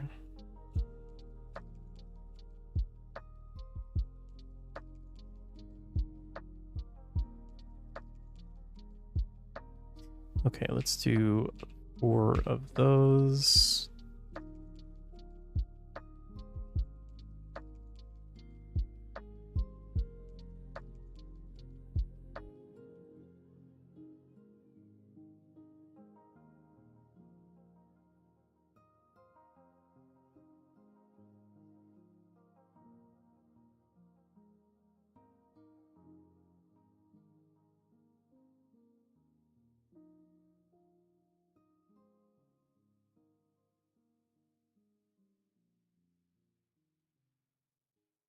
Something like that.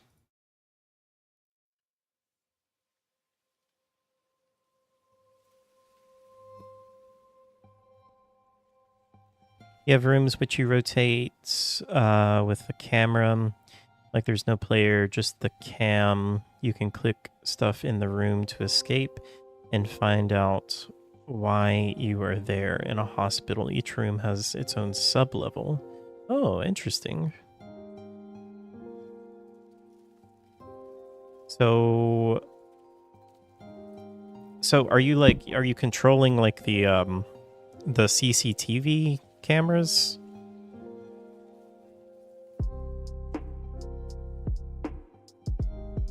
Hard to describe. Let me make a screenshot. Okay, sure.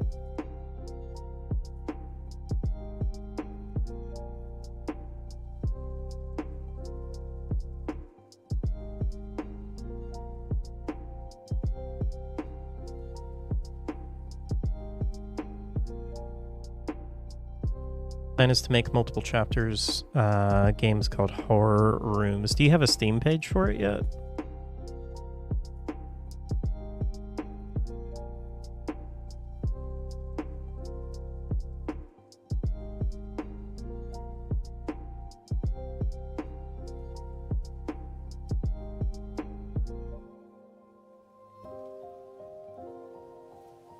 Not yet. Okay.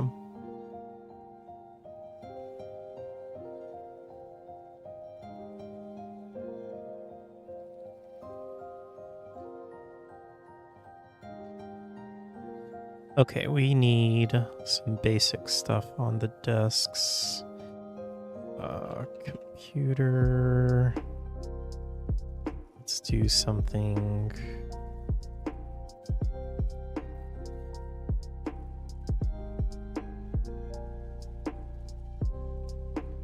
Maybe something like this.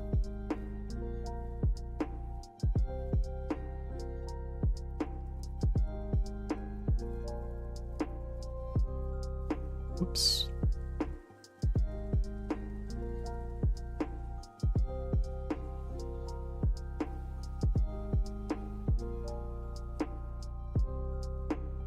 Black monitor.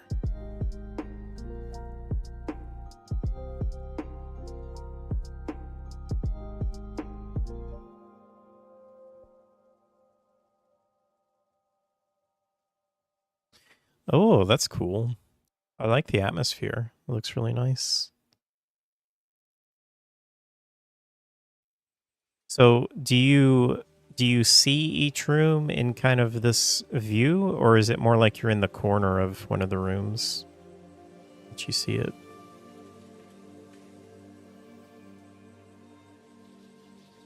Each room is this view. I gotcha. The screenshots look really nice. It's cool. Thanks for sharing. Clicking the door trap. Oh, okay.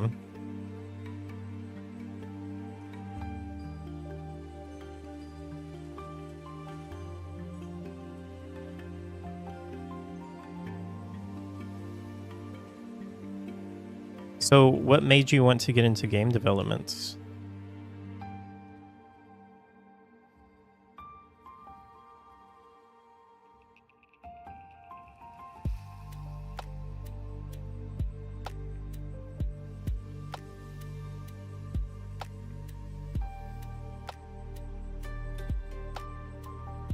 Normal puzzle game style. Find, saw, cut box. Find key, open door, stuff like that, but with horror aspects. Yeah, that sounds really neat.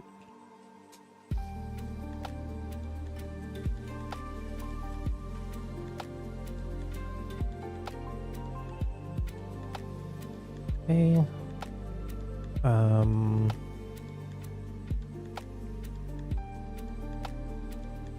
Let's do... Actually, let's also go ahead and start replacing these.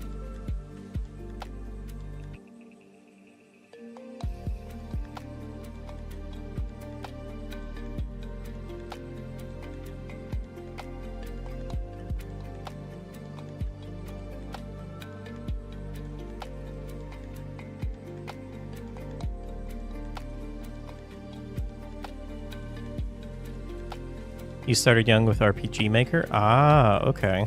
So you've been like kind of playing around with it for a while.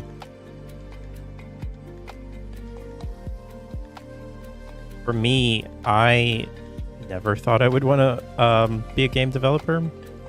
I never really liked programming. And for some reason, I just thought game development was like sitting in front of your monitor and just typing out lines of code all day long. And I finally downloaded Unreal Engine, and I was just blown away at how user-friendly it was. And like, I had no idea that blueprints were a thing. And I started discovering that and learning that I could program that way. And I also just didn't know there was so much visual aspects to Unreal Engine. And this was about a year and a half ago when I started doing that.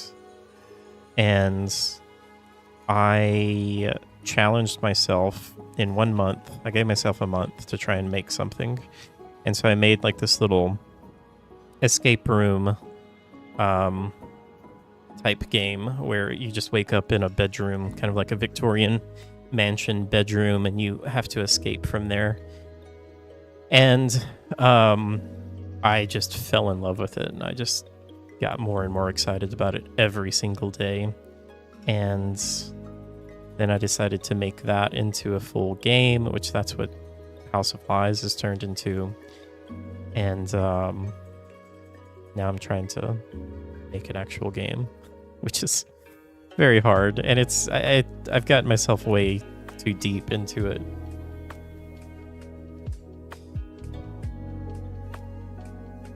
Yeah, same. I still have no idea what to do with like C++ and that kind of stuff, but I can understand blueprints a little bit better. I'm still not great with them by any means, but I can understand and I can follow blueprints way easier than I can with actual lines of code.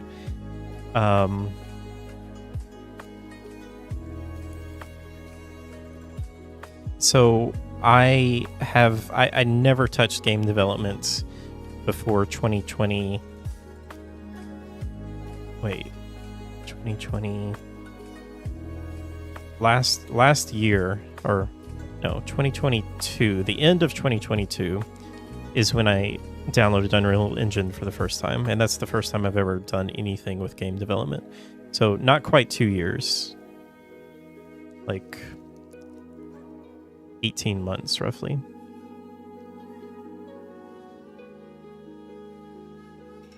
Oh no, it's totally fine, Scotty. Your spelling is way better than my German, so honestly I wouldn't even know that you're not a native English speaker if you hadn't told me. Typical German, just apologizing for your perfect English language.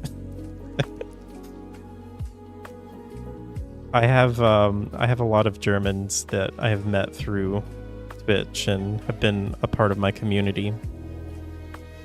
And it's always funny, every time I meet one, I feel like they apologize for their terrible English, but it's actually perfect. Yeah, I love game development so much, and it's so crazy because I just never thought that I would be into it. But I really do love it. Oops.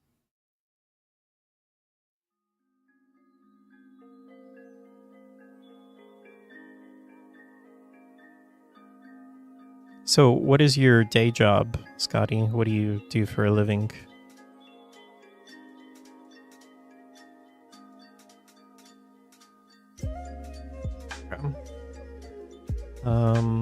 We probably need to add some more stuff to the desks, but that's gonna be good enough for right now. I am gonna make another blueprint for these. Can I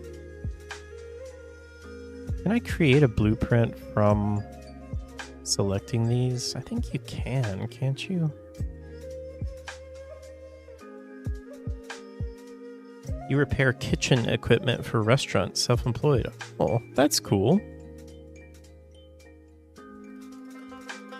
So, are you, I can't remember the German word for it, but it's like, I know it's like a very prestigious thing. It's like a German handyman, essentially, that does, yeah,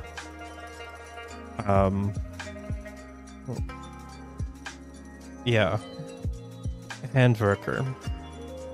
But isn't there another name for it? It's something Meister.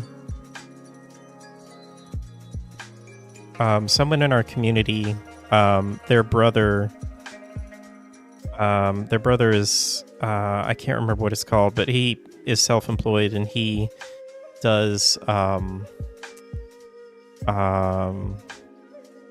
like, he seals basements. There's a specific name for it, I can't remember. But he seals them for, like, you know, water, so that water doesn't get in and that kind of stuff. And I know that he went to school for quite a while to get that.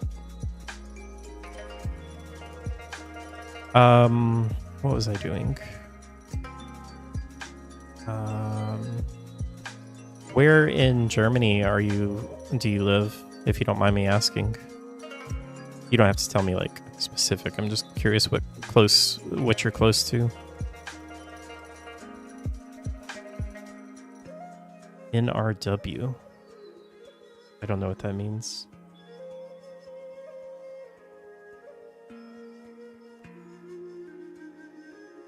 Oh, North Rhine-Westphalia. Huh. I don't know where that is. I'm assuming it's north of the Rhine?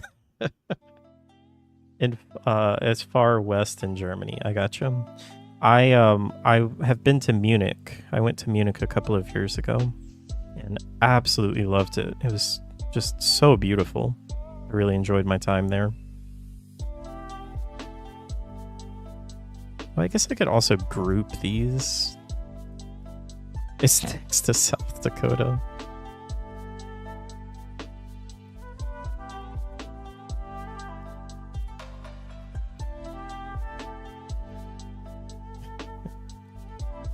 Welcome in, reality. How are you? German youth will never be able to pay your rent.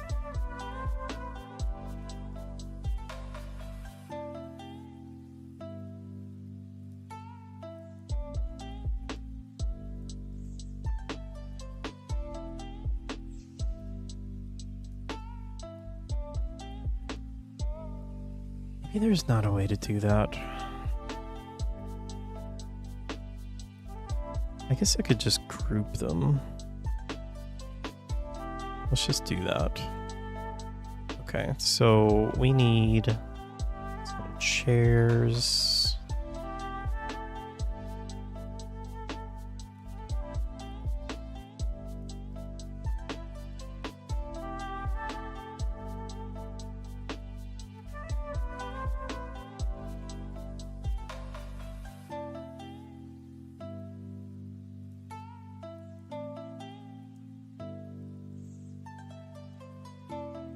That's the one I used on that, isn't it? Or no, that's different. I don't want something different for these.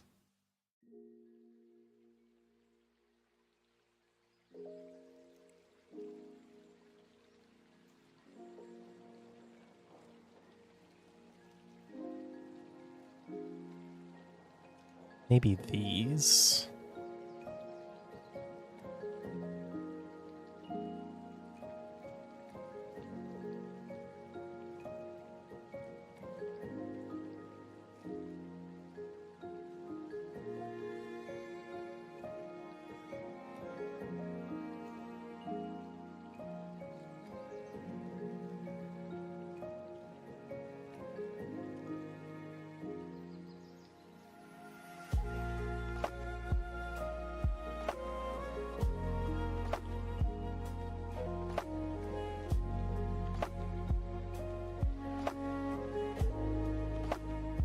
These guys are fancy and get 2 monitors.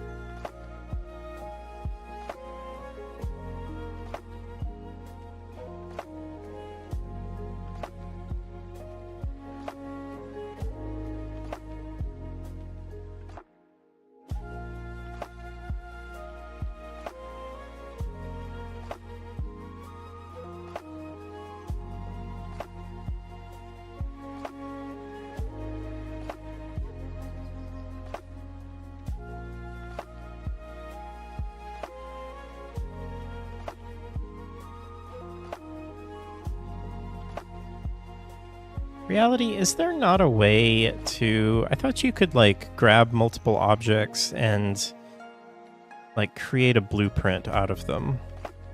Can you not do that?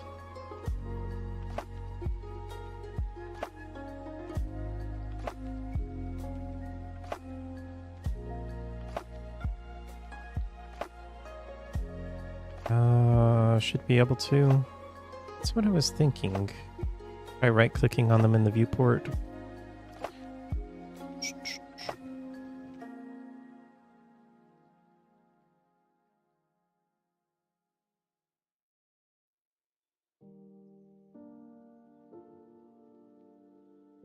I mean, I could create a packed level actor, but that's not really what I want.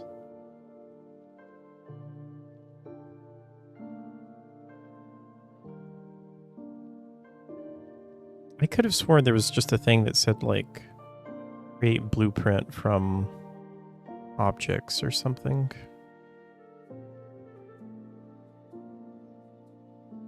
I guess I can just group them. I really just wanted to create, like, a bunch of things and then just be able to do this, which I guess this works just as well. Otherwise, one of the menus up top, they changed UI. Yeah. Oh well, this is fine.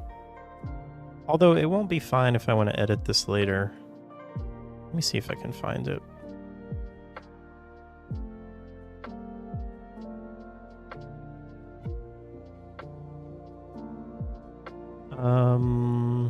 Actor.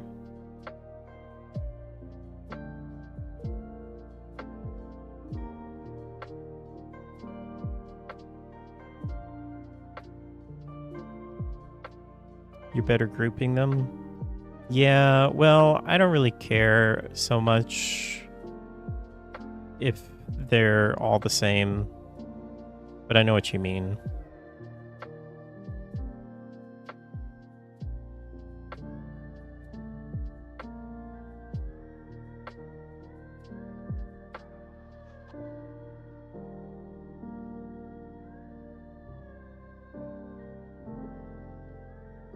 It's just for a game jam, so it's not like it needs to be perfect.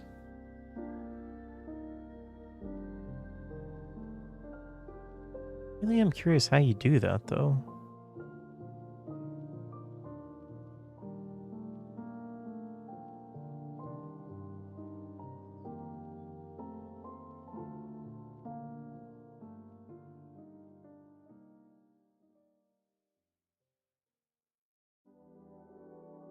Ah.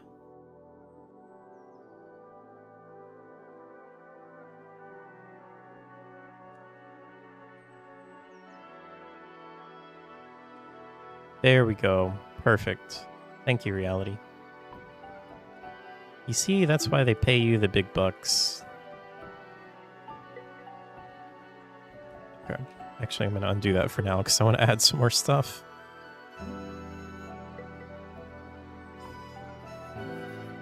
So rusty on Unreal. It's sad.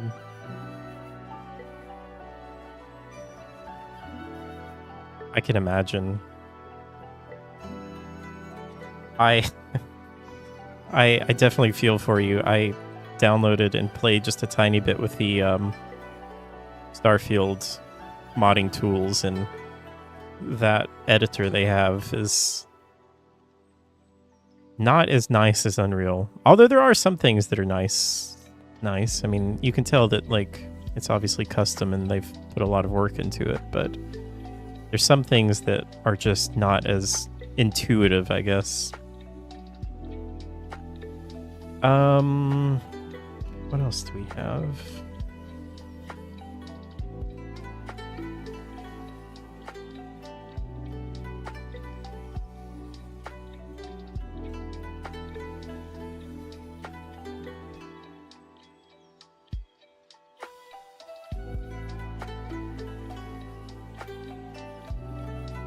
Yeah, that makes sense.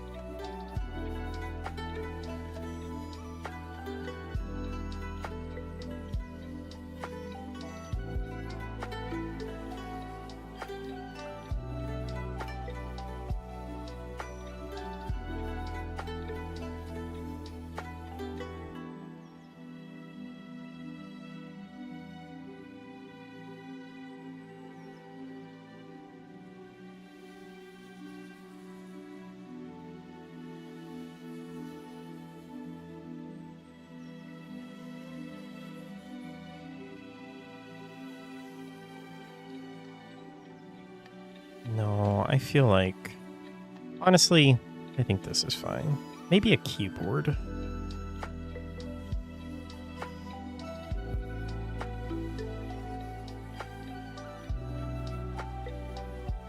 I feel like that must be one of the hardest things at working for a big company like you do, is, or just even a small company, just not being able to share any of this stuff. Which I'm sure that's why, like, when you finally do get to share, or, you know, the stuff is finally announced, it is such a huge thing, because you've probably been waiting literally years to share. But that must be hard.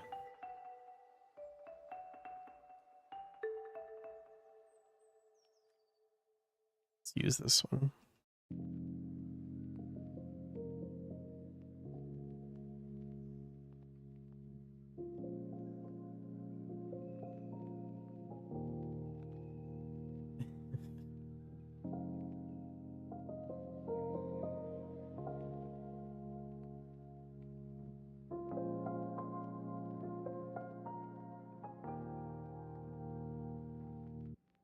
Okay. Now let's do this. Is that everything? That's everything.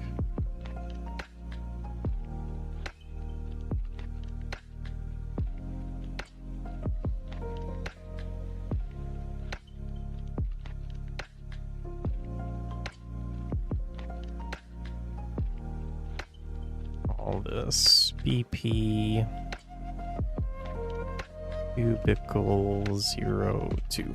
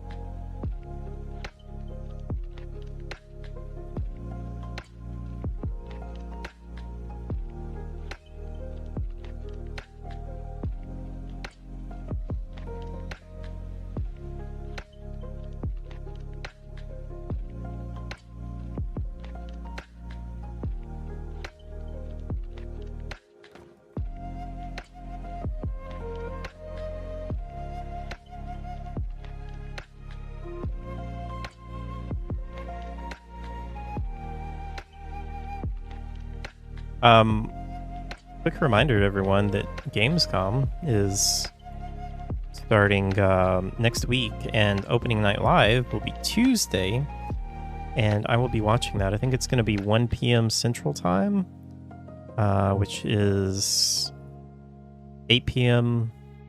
for most of Europe, and should be good. I think they're going to show off some more Indiana Jones, which I'm excited about.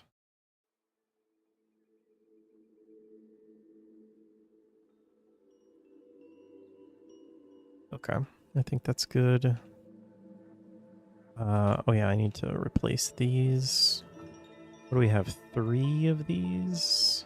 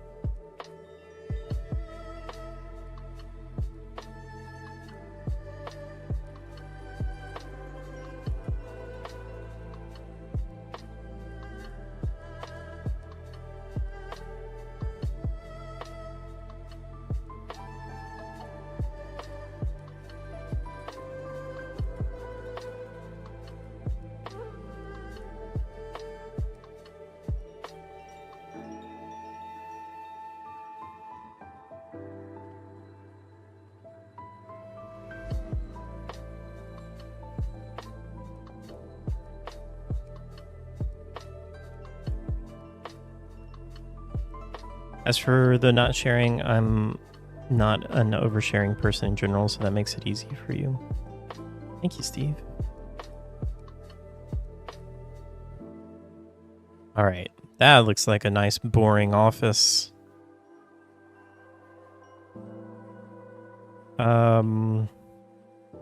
We might add some more stuff to these. But for now, I think this will be fine. So, I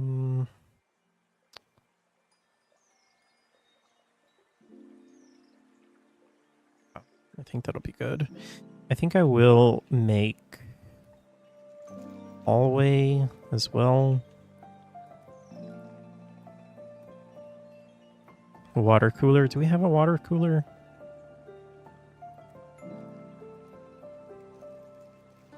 Oh, I do.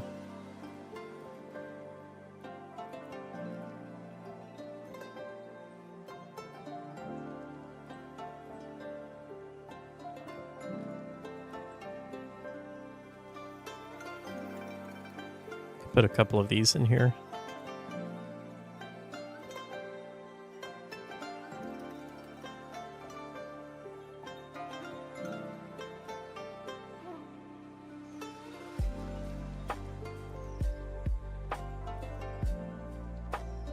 Bedroom needs one of those.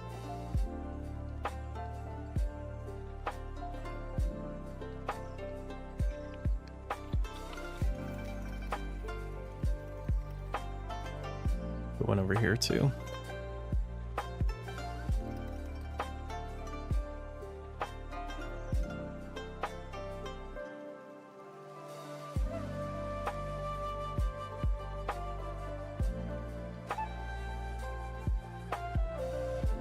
Okay, I need to figure out which desk is going to be ours. I think this one. Because I want you to get up and... I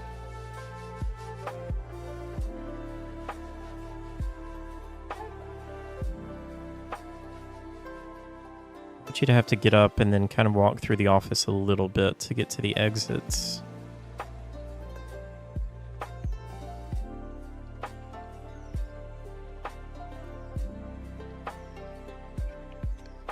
Do you not have convenient access to water? I basically have like a water cooler just right over there. Water, it's good for you.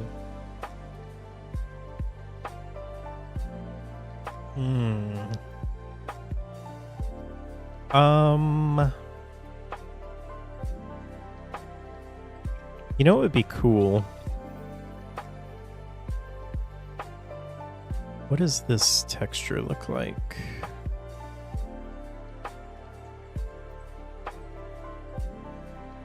A buff robot? No. So I'll show you guys what I have done so far. This is just the environment. This is our actual systems. So we have our character. We'll replace the mesh, of course. We can walk around. We can sprint. I've got a little bit of an interaction system set up. So basically just allows me to press E and interact with something. This is going to be our flashlight. I know it doesn't look like a flashlight right now. I've got doors that work. So right now, flashlight doesn't work. If we go and pick up our flashlights, then we can use our flashlights. Got a problem where these doors don't auto close sometime.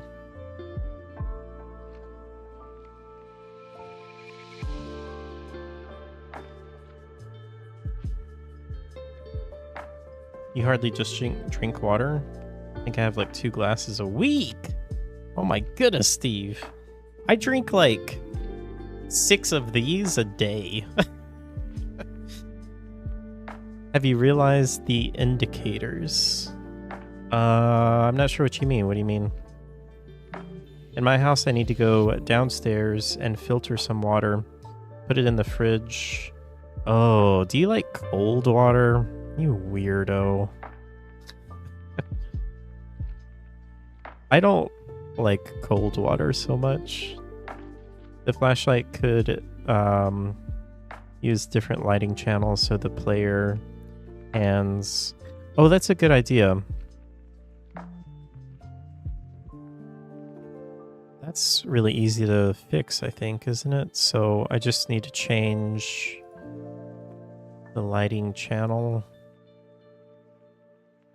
to like 1.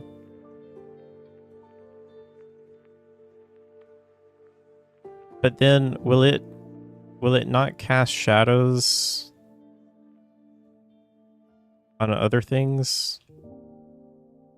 Oh wait, yeah, that doesn't work. Not on the flashlight? Oh, on your player's mesh, that makes sense.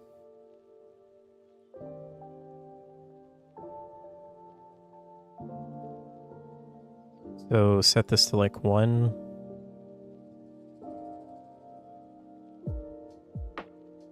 But then my character won't cast a shadow. So I'd have to set the other lights to be on that same channel, right?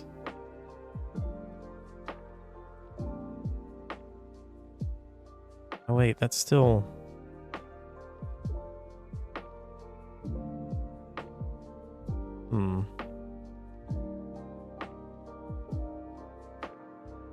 Each light source you would want to cast your player shadow with needs to have that lighting channel, right? I just recently learned about lighting channels. I spend so much time when I go to the office running to the kitchen to fill up water and coffee, stopping at the bathroom while I'm going, since I drink so much water, and then repeat the cycle every hour. Yeah. Alcohol and fizzy drinks is fine though, which is weird. Need more water. Thing is, I have 1 glass and I need to head to deal with it straight away. Probably because my body isn't used to it. Oh, like you drink it and then you have to go and pee? I mean, that's pretty normal though. When I drink a lot of water, I have to pee like every hour. Still showing the shadow because you forgot to turn off the channel 1 on your flashlights.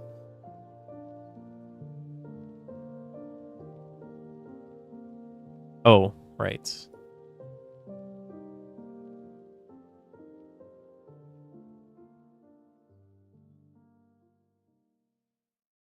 There we go. Cool. Thank you, Scotty. So my character's mesh is set to that. So that means that every light that I want to cast a shadow on my character needs to have lighting 1 channeled enabled, right?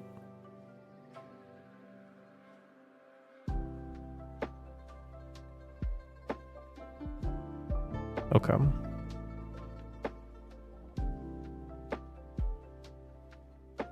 I know, reality taught me about those lighting channels. It's very useful. I wish they would give you more, but I mean, I guess that maybe that would be like an optimization problem. If you had like 16 channels or something. You'd also move the light. Yeah, I thought that was my first plan, was I was just going to move the light a little bit.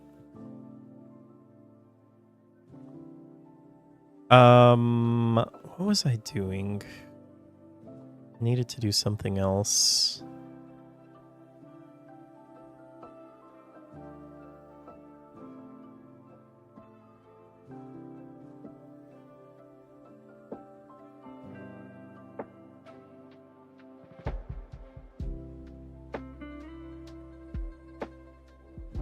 They could probably find a way to do more lighting channels, but I guess nobody cared enough to optimize that.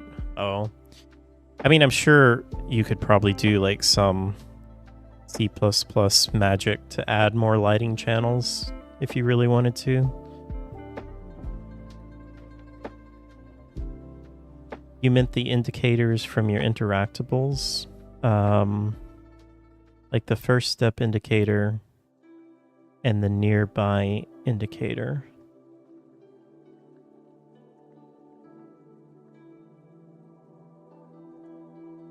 Oh, are you just asking how I did those?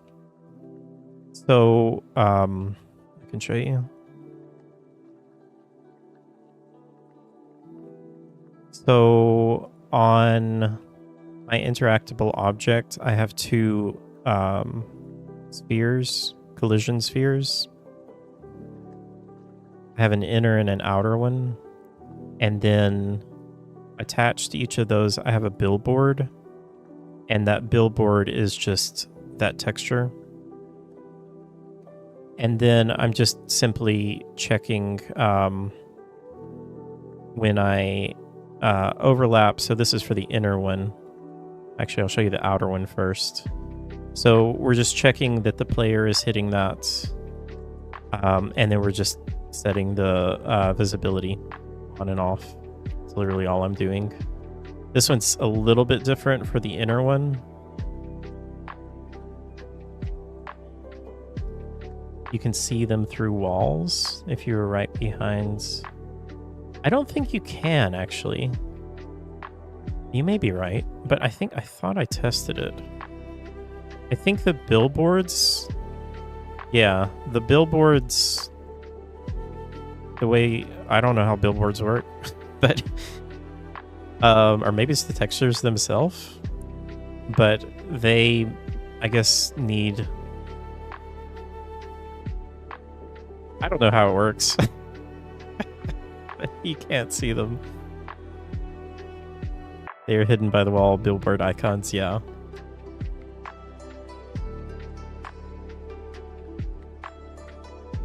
Oh yeah, if it was a widget, yeah. I guess that's why I just followed a tutorial, okay? So I guess that's why that works.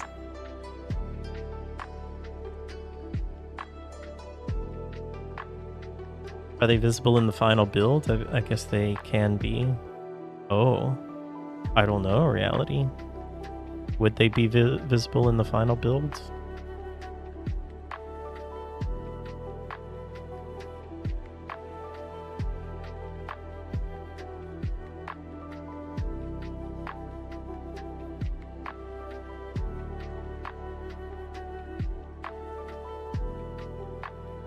Billboards are normally for editor purpose. Oh.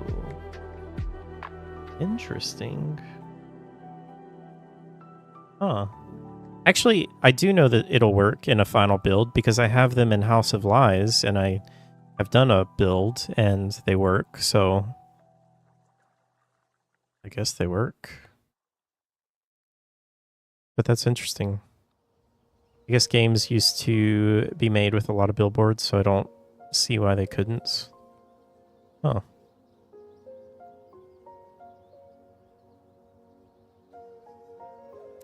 Oh, so yeah, you are correct with that. That they're hidden by default, but I just set them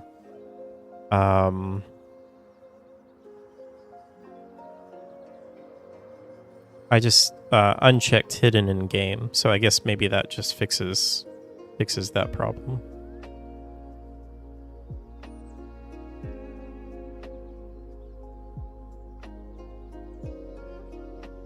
If you zoom out, you could add billboard icons to your items so that you could see them more easily. Oh, gotcha.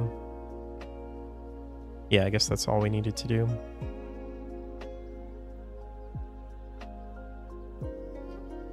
All right, guys, I think I'm going to take a break here. I am getting really hungry and need to eat and need to drink like 4 more glasses of water. So I think I'm going to take a break. I'm going to try and figure out this tentacle thing, figure out why it's not working. I'll try and go through the tutorial again. And then I want to try and get the enemy AI done tonight. So I might come back and stream that. And then tomorrow, I need to do a notes system. I don't think I'm going to try and do an inventory system just for time's sake. Not like a full-on inventory system. I need to do just something simple to where I can pick up like maybe 3 different keys and use them on doors. But I don't think I'm going to try and do like a full-on inventory.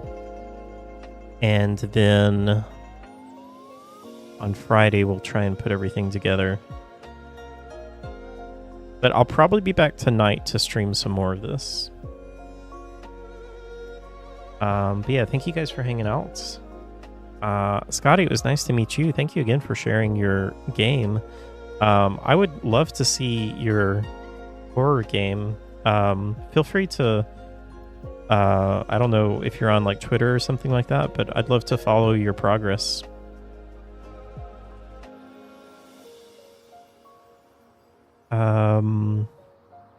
Thank you, Reality. I appreciate it.